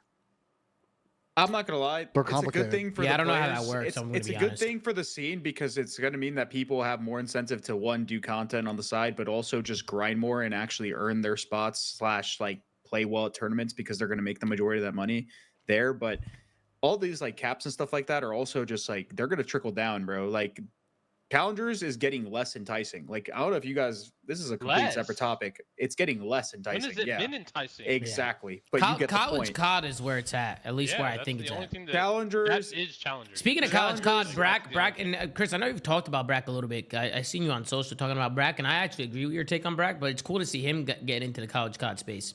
Yeah, And but kinda I was headed gonna down say that route. like the CCL is like the only thing that's keeping challengers alive because it gives people another path and a plan B. But I'm just saying, challengers is like way less and less, like attractive for people to join. And like I don't know if you guys realize this, but that's gonna kind of like kill the scene in a way eventually because like as people retire, there's just gonna be less and less players that are playing down in challengers that are going to be able to step up into the pro league in the future. Like that's another like issue down the road if it keeps going down this direction. But like if you think about it, all these players that are putting all this time in, like they're putting all this time in to potentially earn even less money now. So it's like it's just way less enticing. Like the college COD thing is 100% like the future way because then they obviously have other plans. But I'm just saying. So there's two things it's here, making Chris. things worse down there as well, having Two these things. unrestrictions. One is, I think we all feel that the way the CDL format works and the way that the success of an event like EWC, like there needs to be more open participation for amateur teams. So I think if that starts to come to fruition and we see the CDL format morph more than what we used to have back in the day, I think that will keep amateur COD alive just because that path to pro is like fairly instant if you get on a solid challengers team. I will say about college COD. There's not really a path to pro. We can't call it that. Yeah, bro. There's no path to pro. We act like nobody gets picked up from fucking challengers every year? But it's not a path to pro. Like it's not like something where you earn it. It's a lot of it's just like networking for the most part. Yeah, you got to play well, but for the most part, a lot of it's networking. Let's be completely honest here. It's always been networking. But also, I think that's not true. That's not true. You used to be able to qualify your team into the league. You used to be able to qualify. And then those orgs would drop fucking amateur players for other fucking pros, which is what happened, especially in fucking Black Ops 4. Y'all not remember that? Bro, you're talking about like two instances. That's how I went pro. If it was People got 100% scumbagged hard, you were able to control your fate and get yourself in the league by beating people in the game. If it was 100% to pro, right if now it was 100%, yeah, play and waste your time and hope to get picked up. If it was a path to pro, then there'd be certain people that have probably earned their spots by succeeding down there for quite some time, and they just never got opportunities. So, but hold on, but like we don't talk a lot on the show, but like there are reasons some of those players don't get picked up, right? They have a reputation of not being a good teammate. They have a reputation of being super inconsistent. They have a reputation of in land and pressure situations from what those players hear from other people. What reputation does Dylan Rex have that he didn't get an opportunity this year? When he got offered, he just didn't take it. Yeah, I lead. That was what, mid-year? But I'm talking about like now. Yeah, for the Rokkr spot. Like, you see what I'm saying? What about Frosty? Ben, like bro, Frosty? I don't understand what incentive you have to defend what about Mohawk? Well, Mohawk, I guess, had like ulterior things. First off, I'm not defending the league at all, so I don't even know where you're getting that fucking from. Bro, you're acting like the path to pro is a real There's thing. no path to pro, it was bro. a fake thing to put on a logo for positive PR to drive and but get you to the act league. like It challengers is players fake. don't There get is no make path to pro. Bro, you act like challengers players don't make it in the league. Bro, then they're delusional. They could get in the league by just scrimming. Like that has nothing to do with it. If a good player can get picked up by seeing someone seeing their talent, it has nothing to do with the challenger system. The challenger system is completely different. The challenger system. Looking at challengers' performance. We are not praising the challenger system. There is a reason why the challengers are going to do the are doing the CCL more and more now because they realize that just doing challengers is fucking cooked, bro. Well, hold on. We have to also mention the fact that in the last 4 or 5 years, the economics of amateur orgs have changed a lot because the way it used to be back before franchising, there is no economics. Everyone that was investing in challengers teams were burning cash, bro. There's no economics, bro. That's the point I'm trying to fucking make. Is back in the CW era, these amateur orgs are willing to fund people and in some cases give them $1,000, $2,000 salary because they were thinking that they could sell them down the line. Finessed. Yeah, and obviously no one in team business for most porn esports is making fucking money. So it's realigned a lot during the CDL era, and it's definitely realigned because to the point that we've talked about, there isn't a way for those orgs to really get their a org name there playing against pros other than say EWC. Now, if it league pivots and we get more what you see with OWCS, that could theoretically change. Orgs But that I are don't funding like Brian. teams down there, Brian, can I bro. finish what I'm going to say, or are you just going to keep interrupting me? I mean, please? your point is just so pointless. It's just pointless, bro. No, it's not pointless because you guys are sitting here like there's no path to pro. Like I watch There is no 4 or path to 5 pro. fucking There's amateurs not. get picked up every year and then consistently be in the CDL. Whatever. Be Oh delusional my about it. It's not my picked problem. up this year. It has I'm just nothing to curious. do with the Like, way whatever. it has nothing to do with the way challengers are structured, bro. They can literally call it fucking path to my ass and sit there and play tournaments, and it It's a would good still be name. fucking the same shit. Back to my Like, ass, path man. to Chris' That's ass. Got a ring fine. to it. The challenger system is Chris fucking gave us ass. that path to his ass. If in the BOT. challenger Remember that? system, if the challenger system was fucking good, then why the fuck are so many Boys. people gravitating Boys. towards the CCL? Boys, There's no path there. Can you name a sport, and I can name only one, where the second tier of the sport is actually like a successful business and people are making like real money? Bro, I can don't- only I don't know name anything about I sports. can only you got name me beat. one sport or esport where it worked, and it's professional soccer, and that's literally it. In every form of esports and professional sports, that second tier is a tough business. I think college COD could be a very interesting business. It's College football, complicated. That- football, they're making Okay, bank. college football is another one, and that is an insane fucking business right now. But they're That's making changing a lot with millions, NIL. aren't they? Some players are making see- millions in college Well, football. the whole economics of college football have like completely realigned in the last couple of years, and it's continuing to evolve over time. That's probably the only other one other than professional. The like, soccer. CCL is basically the new challenge. Am I the only one who hates comparing esports to sports? When it comes no, to but- any- but- but- when it loves comes it. to anything, He I loves it. fucking hate it, bro. But- I'm bro, so bro, tired of comparing. That's why Esports we is are not where we sports. are. Bro, that's why we're in the fucking problem we're in right now. Yeah, I It's because hate so it. many troll It heads literally makes wanted to make it that makes me comparison. it pisses me off, bro. It's just like I we hear- can't do what I- sports do. It's just a completely different model. It's a completely different I thing. hear what you're saying, but the point I was trying to make before you all interrupted me is I think college COD could be very interesting. The only complication with college COD getting like a real funding role, a real land system, is that there's just a complicated situation with the intellectual property rights of all of those colleges that these players represent. It's a little bit easy when the CCL is small and a small entity, but once Activision sticks their hand in it, like the colleges got to get involved. And I don't know if you all know this, but the colleges license out their intellectual property rights to like WME, CAA, like all these other like talent agencies. So they also got to be at the table too. So it's kind of an interesting thing. I'm curious to see what obviously happens to the league format this year. See if Challengers gets more participation. We keep the elite going. More CCL is path the to way pro. forward. I agree with you, Ben. Yeah. I'm just saying. CCL is very All interesting that, to me. all that I'm to just agree, saying- the path to pro doesn't exist and challengers is Yeah, pointless. that- All right, that was love my it. whole Tom, thing I was trying take to us make. into the tier list, baby. Absolutely. Let's move into the tier list. I want to start with the Boston breach. Obviously, Boston not making any changes based on the rumors we've heard. What'd you say, D or C? D. I had a feeling you guys were gonna say D for Wait, Boston. can someone remind me what their team is?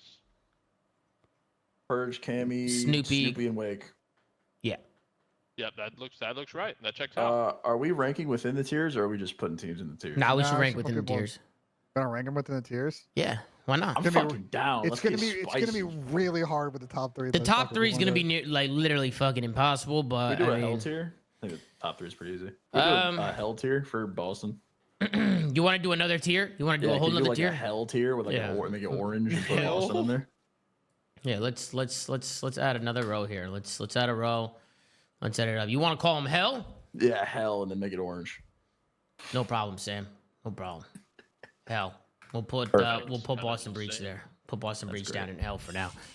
Thanks, I'm Tom. just disappointed that Boston just didn't even try to make changes. I heard they were sticking together like literally 2 days after EWC, and I was like, so they're not even gonna let Rostermania play out. They're not even gonna see who they can possibly get. I mean, Well, are they?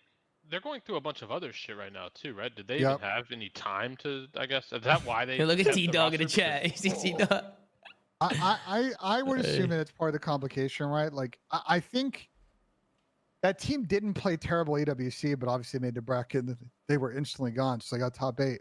But my guess the combination of that and then wanting to see what the squad can do is why they're running it. I guess I'm hoping we can get more clarity from the people in the Boston situation of what's going on there because nobody's really I Talked refuse to about ask it. for clarity from anyone Bro, involved they in were the not Boston going- y'all County. guys didn't said They anything. were like, not I don't gonna even care if spend- it's what's going on. don't care who They it were is. they were not going to spend more money to get other players, and then if you really look at the roster and the types of players that are on there, they were probably going to throw together something the same, bro. Like regardless of who they picked up, so they But just they said coulda fuck it. tried. Shout coulda out Doug, tried, man. yeah. Guy's a Guinness World Record holder. Yeah, no, Doug's actually insane, bro. Doug's insane for that. I mean, breaking the pull-up records, like that's a crazy accomplishment. Shout out to Doug, man. What a legend. Boston, D tier. Let's move on to Carolina. Carolina Royal Ravens. Obviously, you got Gwyn, TJ, Slasher. The fourth is kind of still a rumor. Where would you guys put these guys at? Where would you put them? Are we assuming they're fourth? Nero. Let's Yeah, assume are we that their assuming fourth is it Nero. is? Yeah. Okay, yeah. The chat is saying C tier. The chat, see one guy in B tier. I probably wouldn't put these guys in B tier. Probably, I would probably have them around the C tier range. Yeah, high C. Yeah, I see. I really like their search, which I think search is really important when you're mid pack. So I think that their S&D could be really good. Yeah, I think their search Just could like be good too. consistency. Does anyone else think S&D is going to play extremely fast? Yeah. It's gonna be like TDM. Like everyone's hitting gridlock showers. Their medium-sized maps are more on the smaller side. I call them mediums. And it looks like all the maps are like that. They released attack maps, and some of them were kind of big, but like, bro, the Really? structure I of looked them, at the tag maps. They look kind of small. maybe I need to look again. You Wait, might wait, be right. question Other question, Pat? Yeah, Miles. I saw the patch notes, and I don't know if I was reading it correctly. Is BO4 Stim not being put back in the game by default? Is that not what it No. said? It's an equipment, like it's been in these games. They just changed the way it works as an equipment. Yeah, So it did as a recharges. recharge instead of like a I don't Yeah, and know. that shit will- but that you shit will still- be You GA'd. still have to actually. Yeah, it's just an Yeah, equipment. that shit will Gotcha. be banned. I'm down to keep them in C tier right now. Yeah, we'll keep I them think C is good. there for now. And then we got Gentlemates. That's obviously the Priest, Skies, Kismet, Lins. Where would you guys have the new Gentlemates roster? I'd probably you have them lower B, below bro? C. We have, Wait, do oh, we you have put 'em in below B? or above Carolina? I'd put them in lower B. I was gonna I'd put them next to Carolina. Carolina. That's what I was gonna I'd do. put them next to Carolina too. Yeah, I agree. I think they're kind of close to Carolina. I guess. I mean, like at the same time, like 3 of them did win a champs together, and MW2. if they play to their potential, like No red they dot on the B, minimap. I think B is okay. No red dots on the mini map. C's crazy, bro. Like this like at the end of the day, I don't think C is that I mean, is crazy there a with the other difference between teams. low B and high C, bro? Well, It's the same my fucking- point is like if you guys are putting them at C, you're I mean, yeah, Hydra was a huge part of the roster, but now And you're just Dante. making it seem like and Dante, yeah, but now you're And just you got making a it player look, that hasn't gotten kills in 3 years. I guess. Are you I gonna don't say know. making it seem like what, Chris? Bro, What are you you're saying? like I think you guys assuming are just they're making all it at their seem- peak. No, I mean, Because you're we just think making they're it all seem good like players. I think all of them are good But players, Chris. C But from for top that- to bottom, like I don't know if they have like enough like slang power. It's just it At is what it current is. Like you have to performance, Chris. like players If like you're- this. You if have to you're pair talking them up about- with the if you're right talking people, about Chris. You have to this pair them year- up. If you're talking about this year, yeah, but if you're talking about like if you're like I don't know, I just don't expect only Kismet to thing we have should be another running. What bad else are we year. going off? We're That's going the off only the thing we last should be time we going saw off. I mean, them play. Yo, like these to- guys just won champs, bro. Put them in S. I'm looking at their entire career history and how they could potentially Oh like yeah, stop play. that! You gotta stop that. No. I'm tired of 'Cause us doing that. I mean, you never. People have people have like a bad year, an off year, and they come back and they play well next year. Like you That's never know. great. Let's be surprised, but we don't know Okay, that. fair. Okay, yeah, fair. I'm down to I keep them just- at the top of C, right above Carolina. I think they're But- probably the best team that's going to be within that tier. Well, yeah, I say let them stay in C now. We can kind of reevaluate at the end, but I think you guys kind of made all the points as to why they're probably not in B. Then we have the Miami Heretics. I think the only change they made there is bringing in Rencor, right? That's the only change they made. Yeah. How good This- is he? And who's he replacing? Because there's so many, question. so many rumors going apparently, around. I What's thought it going was on Lucky there? last show, Wait, right? wait, 'Cause I asked. he might not even be starting. Maybe there's a It's the chance. same thing he- as last year. They could kind of wing it like last year. There's a Same thing chance last he year. doesn't start right I mean, away. look, here is the thing: Rencor or not, I just don't see how this game and that one roster move They're solves their pre-firing issue. nowhere ass. Wait, Bro, they, did- like, they there's- kept Real though, right? Yeah, they kept Real for Because now, they but it's forced him. They forced him to be on the team. They didn't. That's not his Oh, decision. that's insane. We're gonna have a lot They of teams forced in him C to be tier, on this bro. team. Forcing people to play with people doesn't always work, man. That's insane. We're Wait, gonna they have a tried to join lot of Toronto. teams in Did they C, get the bro. offer they wanted or whatever? And I still- don't know, but he tried to join Toronto and he got told no, and then he tweeted some shit. So I don't know. Did he? What did he tweet? I didn't see that. Pretty sure he tweeted some shit. Or he said, Yeah, I he saw definitely tweeted something some about shit. it. I mean, look, That's here is the sum total of Miami. They were super inconsistent last year. I don't see how Rencor maybe coming in the starting lineup and one of these guys rotating out is going to fix this. I have them in D. I don't know anything about him as a player, so I'm not even gonna pretend to know. They held him, bro. I got him in hell tier for that alone. Hell You for got him in hell. hell, Slay? Yeah, for holding him. Yeah, they're chalked. I don't know, bro. This game could cater to that Spaniard European teamwork cheese that we talked about last year, man. I don't know. The be that problem is we fast-paced, say Hey, what's that. good? We got type Kaysan shit, in the dude. chat, the one and only. What's up, Bro. I Kaysan? don't know, man. We say that, and they're just inconsistent, like because they just continuously just make mistakes and just make the game difficult in them. Like until Well, I mean, proven their otherwise. hurdle last year was that's how I respawn kills, feel. bro. They just never got over the respawn kills ever. They were really good at search. They were fucking phenomenal at search for parts of the last season, but they just never had enough kills in respawn to actually compete at the higher tier of the league. And I still think that's a problem because their Yeah. roster's the fucking same. I Yeah. agree. I think this is D until proven otherwise for me. I got Could be them in higher. hell right Who knows? now, above I Boston. think D is fine. Hell? I had them in hell, but I mean, I was kind of with Pat for a second there. If you're forcing people to play with each other, that's just like a Team bad chalk. situation, to be honest. Yeah. Yeah, that's like That's a pretty. fair. Okay, if I you're mean, fuck judging it, off put him in that, hell. Fuck him. You know what I mean? No, I think D I love looks the hell good. tier. D This looks is great good. work. At least they made a change. All Hell right, we'll tier's keep him. lit. We'll keep him in D for at least making a change. Well, we don't Fair. even know that they made one yet, right? He's not starting. Yeah, apparently he might not be. Yeah, I guess. No, I they're guess. pre-firing it. He's gonna We make don't it so know we can yet. pre-fire the D. Wait, Hey, yo. Wait, bro, wait, hold on. no, Miami that's not management what I might be meant. cooked, Bro, though. it's What not is what I wrong with meant, you? bro. It's not what I Adding a meant. guy to the team and then forcing to hold another guy. That's what I'm saying. They're as literally players, bro, pre-firing what are the they tweet. thinking? Yeah, They're what are they pre-firing the thinking? weird ass tweet. Well, dude, they're literally just making their teammates all their players just think like we're fucking chalked. Is whoever loses full first at Real getting held is fucking getting benched for Rancor.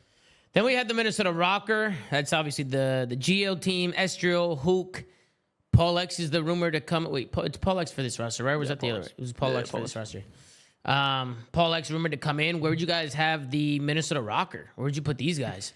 I would D. probably have them in probably. I was gonna say C. I was gonna say like low C. That's what I was gonna say. I don't know. That's a hard one, honestly. Genuinely. That's a hard one. I think there's an argument for both tiers. I think they're going to be wildly inconsistent, but I think if they play how like kind of Seattle did last year, where they just like force a team to play their style of Call of Duty, play a little bit of bully ball, I think that they could be C. But I think that this team's going to be so inconsistent that I'm leaning to put them in D.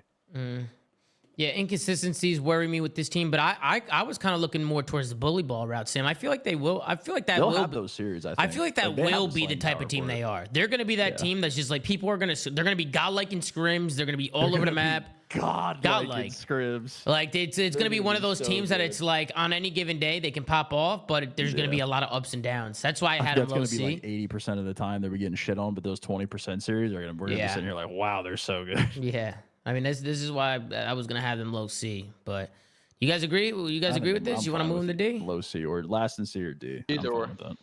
Yeah. Whichever. Okay, we'll keep them low C for now. Then we got the Cloud9 roster. This is Attach, Sib, Mac. This is that team. Where would you guys put these guys? I like C9, dude. I think we And then put them Kremp. in And B. Kremp was the last one. Kremp. I like think B. I think B is a good spot. They're the definition of like mid-pack team, but they'll be up there. They're like I'm gonna look at this team as like the fourth, fifth team. I hope You know that what I we- mean? that we don't. This doesn't look like Boston did last year, where we were like, "Yeah, man, these guys are just Yeah. clearly the next best We team." definitely bro. misread and then they're Boston. in fucking hell. Yeah. I think them and Toronto for me are those kind of two teams that are like fourth, fifth. Like just on paper, like they have the talent to be able to do it. But I think this Cloud9 team, it could swing that other way. Like they could just kind of not work and people kind of default to their worst tendencies and this team just doesn't sit in fucking hill and they suck at control. Like, I don't know. But I No think A B is a teams, good right? spot. I like B for them. I think we I all don't agree think- there. I'm just saying, I don't think there's going to be a single A team. At least for me, I don't put it. I'm not putting any I of these would. teams in I A. don't know if I'd put anybody in A, but we'll see if one of you were bold enough to put one in the top three in A. I'm not putting We'll see. anyone in A. Nah, not from the top three. I got an A team. Do you? Who's your A team, Pat? We'll get there. Okay. It's Falcons. Pat is accepting an offer. No, those guys are in hell for sure. Seattle, I love them, or dude. sorry, not Seattle, Vancouver Surge. Bro, that's so hard for me. I don't know why. Vancouver Surge, that's the roster of Nasty and Hixie joining 04 and Abuza. I don't know if I really like the combo there. I don't know why. I I'm just feel gonna like put 'em playstyles in are going to D. clash. I'd put them at least C. I don't think anyone on that team is getting kills outside of Abuza and maybe 04. You'd put them, what, high C? Nasty had a good EWC. Yeah, but he's not a slayer, bro. Nasty had a good tournament. He's a damage dealer. He's never, he's like, bro, he's in a good, listen, I like Byron a lot as a player, bro. He makes very few mistakes, but he's like very rarely going to take over series. I mean, I hear you. I'm just, but he's just like a good ass piece to have. outside of as a Hixie though. compliment. Outside of Hixie, like they all show like kind of showed like some decent results this last year. So putting them in fucking like D bro, or at least not C is I thought I criminal. was gonna see Abuza, Sib, 04, and then Bro, why is Cobra not on this team? or This team Cobra? is Yeah, fun, Cobra bro. could be a This could be Why somebody are you could put in Abuza and there. Cobra not playing together? That makes no sense to me. Yeah, they Where's my have phone? chemistry with each other too, and they play well. Maybe there's something else behind the scenes Maybe, we just don't know but about. that Or should have been something. seen. I don't fucking They know. squash it, whatever it is. Unless somebody smashes somebody's girl, you gotta Nasty- squash that Nasty's- shit, bro. Nasty's not that bad. That's insane. You know what I mean? my- I mean, my- come on. my- bro. But he is my- a complemental piece. My question don't mark think is he's gonna going to win be them Hixie, series like bro. that. My question mark Hey. is going to be Same Hixie, with bro. Hixie. He's the same way. He's just nasty with a sub. That's it. It's the same person. Same person. Just got- Yeah, they just you got gotta too squash many that. You average gotta squash that, I inconsistencies, think. bro. Same person, bro. Yeah, we've Yeah. only seen Hixie play in challengers and then when he had Scrap on the team. So I'm curious to see how this guy's going to play when I'm putting him in D. he needs How to did- actually how did- contribute. You're putting to the Vancouver in department. D, Sam? I'm putting him in D. That's me. I don't know about that. I'm Whatever putting y'all him wanna in do, C I'm at putting him in least, D. bro. They're going to beat like this Vancouver team is Can you going to read the probably be roster out real quick? Nasty, 04, Abuza, and Charlie Hixie. And you want to put them above D? Bro, No, if we no are way, looking, bro. if we are looking at results from this last year, they have better results than some of the players you're putting in C above them. You literally just said we're supposed to judge players off of this last year, not what they're projected to do. What did Nasty and Hixie do last Nasty- year that is who- impressing you? Nasty was just in a fucking final for starters. Nasty Bro, was what just in did the he do the finals, and whole Seattle year? was He Seattle fried- was he one of fried those the teams last that of we were them. talking about being What the did he fifth do best the team whole that year? No, plays. see, this is what we talk about because Pat The didn't watch only fucking question mark- UWC and didn't watch how good Nasty played that entire fucking event. Is What exactly did why I he get do the fucking whole annoyed. year? Bro, we are not putting He was them in average D the whole when year. we have multiple people that didn't even qualify for champs in fucking C if we are talking about last year's results. What are we They had saying? Dan Ghosty. It doesn't matter. He still contributed. Bro, They- we're not sitting here saying he didn't No, contribute. it's- Nasty is a very good D is player. He's crazy. just, bro. He's just when you look at fucking Nasty trying to get kills against players that are clearly more capable of With getting kills. Hixie. What the fuck are we talking Bro, about? look at the here? people above. What is this high horse? I I'm was not- literally I'm a fan talking of the about- team last year. I'm What talking the about fuck the are we people doing? above them. How are you going to put Rokkr above them? I mean, I think Rokkr should also be in D. How are I you- don't mind Rokkr being in D either. We said that. We said we could put Bring him them last on in that C level or then. D. We did say that. We did say we that. put him at the top of the bottom of C. Like it's the same shit. Well, the no, same but shit. it's, I'm just looking at it I'm the way agreeing with you're. Pat. We're I'm fucking looking at cooked. I'm looking at the way Seattle's that you guys are cooked, bro. putting the roster. This team is making a roster change Then ASAP. drag Rokkr down there too, because that don't make no Hey, damn so- sense. Bro, last in C Done. and D are the same tier, man. Rock- I is would there? I would take Geo over Nasty, bro. I'm just saying. Just saying. That, Bro, I just- everybody else would too. Yeah, I'm just saying. Like, I just listen. I just with Vancouver, bro. Like I know on paper the slang, but it's like the way I see them kind of set up and the way this game is. Like I'd they take just, Esra over just Hixie a weird team So that would I think just everybody get ahead else. early. Like, are we cooked? Why are we pissed about Rocker's placement if we literally would take their players over the other ones? Because it does. I mean, I'm just saying in terms of like how they Abuza's performed in the only last one I year. wouldn't take. No bullshit. I mean, I'm just talking about performance. Like you Wow, can say Abuza that should've this guy joined might be Rokkr. better, but at the end of the day, they didn't produce the results. And you wanted to talk about last year is an indication for the tier list. So like, I think that's just unfair. Listen, Can that still happen? I'm Can Abuza glad for join them. Rokkr? I'm glad for them both I being in don't D. think so. If we want both put them in D, sure, but like you can't put one over the other that way. That's Why crazy. not? If we just agreed we take every player over them except Abuza. Never Why mind. can't we do that? That's what I don't understand. I think we'll keep him right here for now. I think based on how the conversation's going, this seems about right. So we'll leave him there. Toronto Ultra, Kleenex, Insight. They're B. bring. B. You got him in B. They're bringing in Benjamin Beans I like Are we Toronto. saying they're better? and Joda than Sieves. Cloud9? Ooh. There's no A tier team. If we're I don't there's think no A there's an tier A-tier team. I don't think there's an A-tier team. The The Um, gap is just widening. the New York Toronto like rivalry all year will be really interesting because I just don't. Bro, it's so weird because the AR duo on I don't know Cloud9 is who I'm better, gonna but the take. sub duo on Toronto is better. So I don't fucking know which one is like the I would determining lean. factor. here. I would. I'm lean leaning subs more in a towards game like this, C9. though. I'm I leaning would more lean towards subs in C9. a game I'm gonna. like this. I Wait, would really? lean towards more C9. Yeah, I agree with. Wait, Tom. I agree Why, with Sam. wait, why are you guys leaning C9? Because those are my friends. It's friendship. Aw, cheese. friendship Attaboy, cheese, Zuma. man. Attaboy. Attaboy. Yeah. Yeah, Chris, Dylan, he's why in are the you chat. leaning What's C9? Because those are my friends, and it's friendship fucking cheese. That's why. There we go. No, honestly, Sam, I just think Attach is going to bring consistency on the main AR role. I feel like he's been pretty consistent. Obviously, Sib is just a perfect person to slot in there because Sib's going to get kills. I mean, we know Dante's going to be a top slayer for those guys. And I actually think Mac is like the perfect person to bring in with those guys. Like I think he's going to play well around them. I don't think he's going to be in this. Some people are saying that Mac's going to be in the same situation with Seattle. I disagree. I don't think so. I don't think disagree that Lamar completely. or Dylan put him on this team to play that way. I think they put him on this team to He's be also a fucking kill whore. Yeah. To be honest with you. I think they're very they have a good understanding of what they want Mac to do. I don't think they're putting him on the team to do what he did on Seattle. And if they are, they're fucking tweaking. They're tweaking if I that's don't how think they're looking at that it. they're Like doing they're probably picking him up to let him do his thing and be Exactly. Mac. Exactly. At least that's how I see it. But honestly, This is actually really hard. this is a between both hard of these one. guys. Like it's hard to argue who gets over each All other right, here. Like let's make a vote. No friendship cheese. I got Ultra. you got Ultra. Damn, who you got? I like Ultra too. Chris? I don't know, bro. I'm 50-50. I can't I'm decide. gotta only on pick Ultra one. because I think it's a sub game and I like their subs more. I do like the Okay. Jodeci's Kleenex duo. I do like that. I'm That's not a good gonna way lie. to. That's a good way to put it. That's the I will only take. reason I I'm will leaving take. it I in. will take. I will take Ultra. You convinced me. I will leave it like W. that. We could leave it like that. I actually like the way that I looks. like Plus, both of their teams though. That's they not have a good slight teams. to C9 at all. I really like. I'm like very interested to see how both of these guys. end up Cloud playing this year. Cloud9 in Toronto. When you look at the whole team as a whole, from top to bottom, the roles and play style make sense. Like Bro, with some of I these other think a lot teams, of, you're like, we've been flaming a lot of these teams, but genuinely, I tweeted this yesterday too. Like there are good decisions this offseason. Like we flamed the fuck out of orgs all of last year Yeah. and the year before that. Like bro, we got to give them their flowers. I think this That's offseason reasonable. has, of course, but I think that we also need to praise them when they deserve it. I think that this offseason has been pretty good. Mhm. And all like I think that every org made good decisions. But all Whether things they built considered, the yeah. proper team, they at least made proper player decisions with like who they could bring onto their org. I think they did good. Mm-hmm. And then the Falcons coming into Hell. play. Hell. Where'd you guys? Hell. You guys are putting them in hell. Yeah, no, we're putting them in S. I Tom. Like, get me believe. that Saudi money. I believe in the Falcons. I believe, man. I don't know, man. No, you fucking don't, bro. Put them in hell. I don't actually know do. where to I put actually them. kind of do, bro. I don't know what it is, bro. I You just are- feel are- like you are. I just you feel are- like they're gonna get way better practice being in NA. Like they're gonna get way better practice than they've And they're ever gonna be mid. than they've ever gotten in their life. And I feel like they're gonna be an unorthodox team.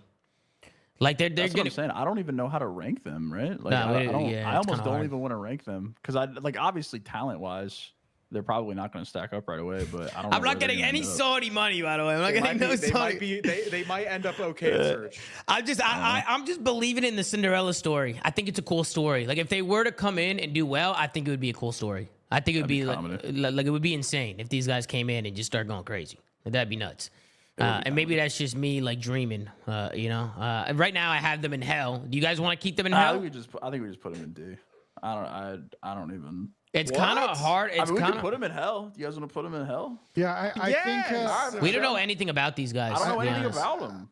I think It doesn't for matter. now, We're talking about right now, this moment, not Sure, in a put year. them in hell then. In this moment, we don't know anything about these guys. Really. Put 'em in hell. Fuck 'em. What they went to the The last only thing fuck- I they know went is to King of Body EWC and they got- 1v1s people for like $1,000. They That's went the to only thing I know. EWC. They went to EWC and they got clapped. Like, yeah, we're talking Nah, about they played now. decent. They They didn't still win got the the- got they see, on they that still shit got is clapped. they got a real. They end up in a shitty group for them. They though. still. It doesn't matter. They still got clapped. We're talking about right now. Is he on this team, Tom? Huh? Sorry, I was sneezing. Is he on this team? Who? Who? Think about it, yeah. King of Yeah, Body. Body- Yeah, he is. Body King of is Body's bad. on this team. Yeah. Wow, guys, loaded. I think if the Falcons team is just willing to just hit the ground running, like they're going to get slammed early and just absorb, and like kind of figure out the NA way. I think, listen, like Major 1's gonna be rough for them, but like they're a team that if they can figure it out, like Major 2, Major 3, like start to get like top 8, top 6 and build from there. Like You all Here we I can go. see happening though, and this is like I know this kind of sucks, but like there was a point where like Excuse the top teams like weren't scrimming as many of the bottom teams. Like they kind of dreaded it. Like this could be a scenario for them, and it kind of sucks just because like if you really think about it, It won't be like that to start the year. Thank you, Jack. yeah, I mean they probably won't be like that to start the year, but in a real world sense, bro, like you're almost kind of chalking that as practice to a degree. There's no incentive to They scrim just them if you're. there's a no number team, incentive though. to scrim them. They literally are just they don't know. They don't even have like the basic fundamentals yet of like being a pro like Call of Duty team. I'm excited to see how they end up, though. In all seriousness, Me too.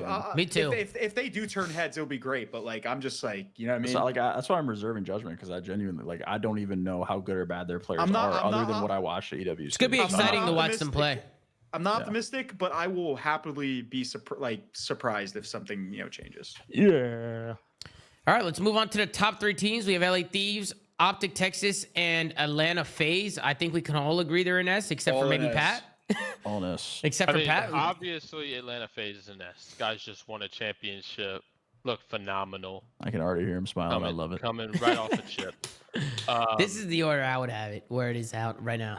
The I other agree. team that I would Yeah, have I an agree S with you. based on hype alone and the talent being put together is the LA Thieves. Yeah, let's I go. think that's S tier. Fuck yeah.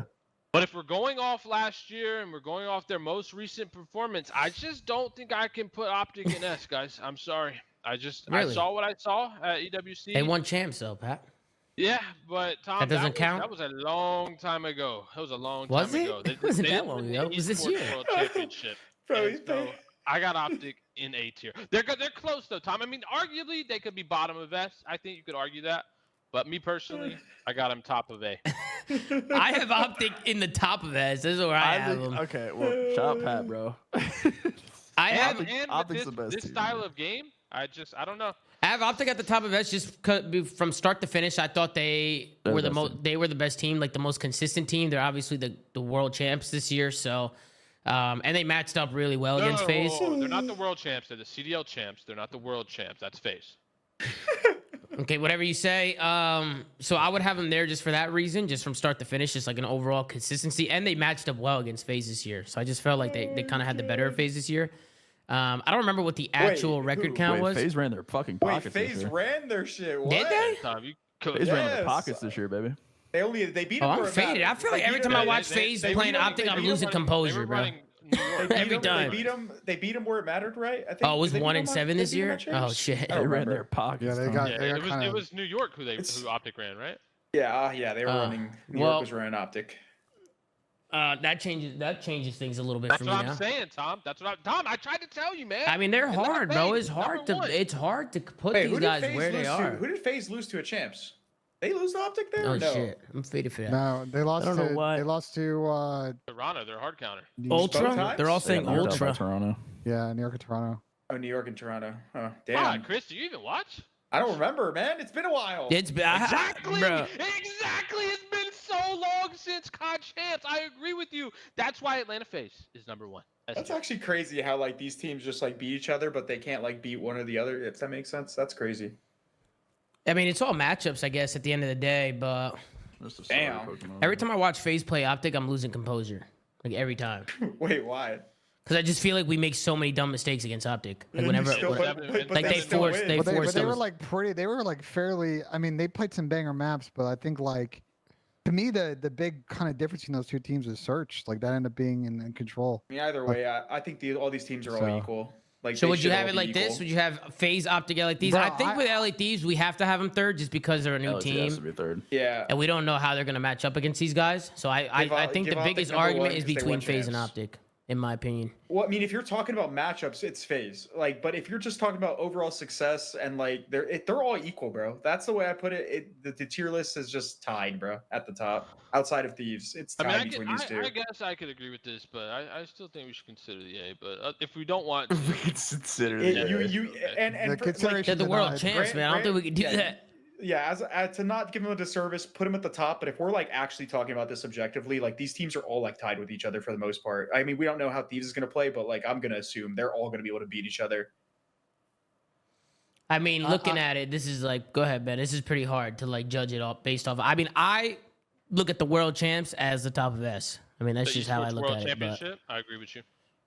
I just think it's impossible to really rank these three teams. I mean, like Optic is defending like If you're talking about the champs, FaZe won success, the last yeah, but event. like if you're talking about like I mean, the success, 7-1 winning champs matchup is record threw me off. I'm not gonna lie. I don't know why I didn't see it like that. Like on paper, looking at the 7-1 record, I mean, that's kind of like swaying my opinion a little bit now. But they're just all equal, bro. Like the fact that like if Optic couldn't beat FaZe really, but FaZe like was losing to Toronto consistently, and like New York and all that stuff like that. It's literally just they're tied, bro. Like in terms and of you gotta success. factor in Optic without the drums, maybe A for the sure. the only thing I will say is I would not put Toronto in the top two just because, or sorry, Thieves in the top two just because they're a new They're team. new. It's the same problem we had with Optic last year. Like, be patient. It's possible the Steve team doesn't really hit their ceiling in that first event. because they're trying to figure out roles, they're trying to figure out like spacing on the map, they're trying to figure out like, you know, communication, like just the little things, while the other two teams kind of know what got them in trouble last year and what they did to adjust that and then win at the end of the season. Like their path forward is kind of a known thing. Also, if we're talking about like a tier list heading into the new game, they're all equal. If we're talking about a tier list at MW3, like, and we like obviously use their success as a team as a metric, then yeah, I guess Optic is going to be higher, but they're equal. How about this? Let's be fucking real. Like in terms of like judge the top success 3 off who we think is going to be better in BO6. Then they're equal. They will all probably win an event, and then champs will be a toss up, and whoever plays the best at champs wins it. Okay, but who do you think is going to be the best? Rank them 1 through 3 in BO6, not using NW3. I can see Thieves being the best. I can see Thieves being insane. I mean, I don't know how LA is going to play, but FaZe, if they continue their streak, they're probably going to have the best record online in the CDL, and they will probably win an event. And then in terms of like everyone else, they will probably all win events. They probably won't touch FaZe's online record because FaZe is always good on fucking line. And then it just a toss up for champs. Like they're all equal, bro. They're equal. These are your boys, Sam. These are your boys. Yeah, they're my boys now too. They're my boys now too. I'm a fan of this team. This is my team too. People are saying FaZe in a Treyarch title is gonna be crazy. No. I was a fan of Dan, bro. And then like after the roster changes, there was just no other teams. Like there's no other teams to be fan of. Tickets for sale. Hop on. I think it's so hard because we talked about going to win because they fired JCap. We've talked about all these teams Cap. have all these teams have potential landmines, right? Like Optic coming off a year winning champs, like can they get through the sort of hangover thing, like all that stuff? With FaZe, like, you know, can they continue to get the Tyler Abizi and Cell that they got at EWC? If they play that way, they should be very good. And for Thieves, it's like just figuring out how you're going to be as a team. Like you have obviously the talent to win. You just got to fucking find out how we're going to play and then go from there. Be a factor throughout the year. So I agree with Chris. Like I just think they're all going to win an event at some point this year, and just it's whole hard to predict here on fucking October 1st how they're going to play in the beginning of July at champs next year. And we assume champs will be in July, obviously. Look at Crimp and Dill getting fucking chem early. They're getting chem in the chat. I got a better question then. Give me your top 3 placements at the first BO6 event. They can't be equal, Chris. Brother, I don't fucking know. Like, how am I the fuck supposed to know? Bro, just give me your. Pat, is this what you want right here? Is this what you want? This is what you want here? I just want your top 3 placements. All right, Thieves is gonna win. That's Optic's hard gonna get to say, second, bro. I don't and then know. FaZe is gonna get third. It's a prediction, guys. Like Tom, I mean, Prize Picks is gonna want you to make these good predictions. Thieves is gonna win. Optic gets second. FaZe third. Or FaZe third. Yeah, FaZe third. Sorry, what am I saying? Like this? You do Thieves number 1? Thieves is gonna win. Yeah. And then you have Optic second. It's a troll, bro. Like we're just It's not a troll, it's it's a hypotheticals. prediction. It's hypotheticals. That's what a prediction is. Bro, ranking this S tier is so fucking stupid. I cannot believe we're being This forced to is do pointless. This Bro. is so dumb, and I really think we should just fucking write under S like in no order because I can't. We're gonna start a whole shit show of a fucking stupid ass argument point, baby. because we have no fucking idea how. Listen, we know for a fact for the most part these three to be the clear teams. Like, Bro, I'm looking at it the most unbiased. Thieves has 0 track record outside of like the fact that they have good players on their team. And then Optic and FaZe are pretty much fucking equal if we're looking at MW3. But if we are looking strictly at matchups from last year, then FaZe technically was better than Optic in terms of matchups. But like we can't judge that going into a new game. They are equal. I'm still mind blown. It was 7-1 record, bro. I didn't even remember it like that. Yeah, they flip flop, bro. The year prior, I'm pretty sure the year prior, Optic was running FaZe's world, or FaZe was The year running Optic's before, world, the year before yeah, they were. they like flip flop. It's weird. One game they switch off. Yeah, All right, I actually didn't put that record together. Okay, let's put it this way: are you guys going to agree that all three of the teams at the top will win an event next year? Yeah. Okay, then it's just going to come down to what team randomly But turns up a LAT's gonna champs. win multiple. But which one do you have winning the first one? LAT. No fucking clue, bro. I don't even play the game yet. I don't even know what it's like outside of the beta. LAT winning the first event, but whatever. Yeah, I got LAT. Some new actually. fan you are. Those are my boys. Those are That my was your boys. first Hold test. on, You failed that shit. All right. I'm done being unbiased on this show. There we LAT is go. winning everything. Out of what? I like that. We'll put LA Thieves at the top. For Follow now. Tom's No order. Follow Tom's track record. Friendship cheese. Yeah, we'll just keep it like this. It's pretty hard to rank the S tier, to be honest I with you. love the hell tier personally. I think that was a great ad. That's a good ad, Sam. Good job. Thank you. This is the flank tier list. S tier was fucking impossible. I actually like the rest of it. I actually like the tier list, and I mean, some people are probably gonna be like, "Why the fuck is there no tier team?" An A tier team. If you want an But- A tier team, every team just goes up. It's literally how it works. Yeah, we would remove the hell? Just Yeah. move everybody up. Move up. No, There you go. no, we cannot remove the hell. This is No, perfect. no, I agree. We got to keep it. I'm just saying for the people that would bitch about it. Yeah. All right. Well, that's our tier list. That's the episode.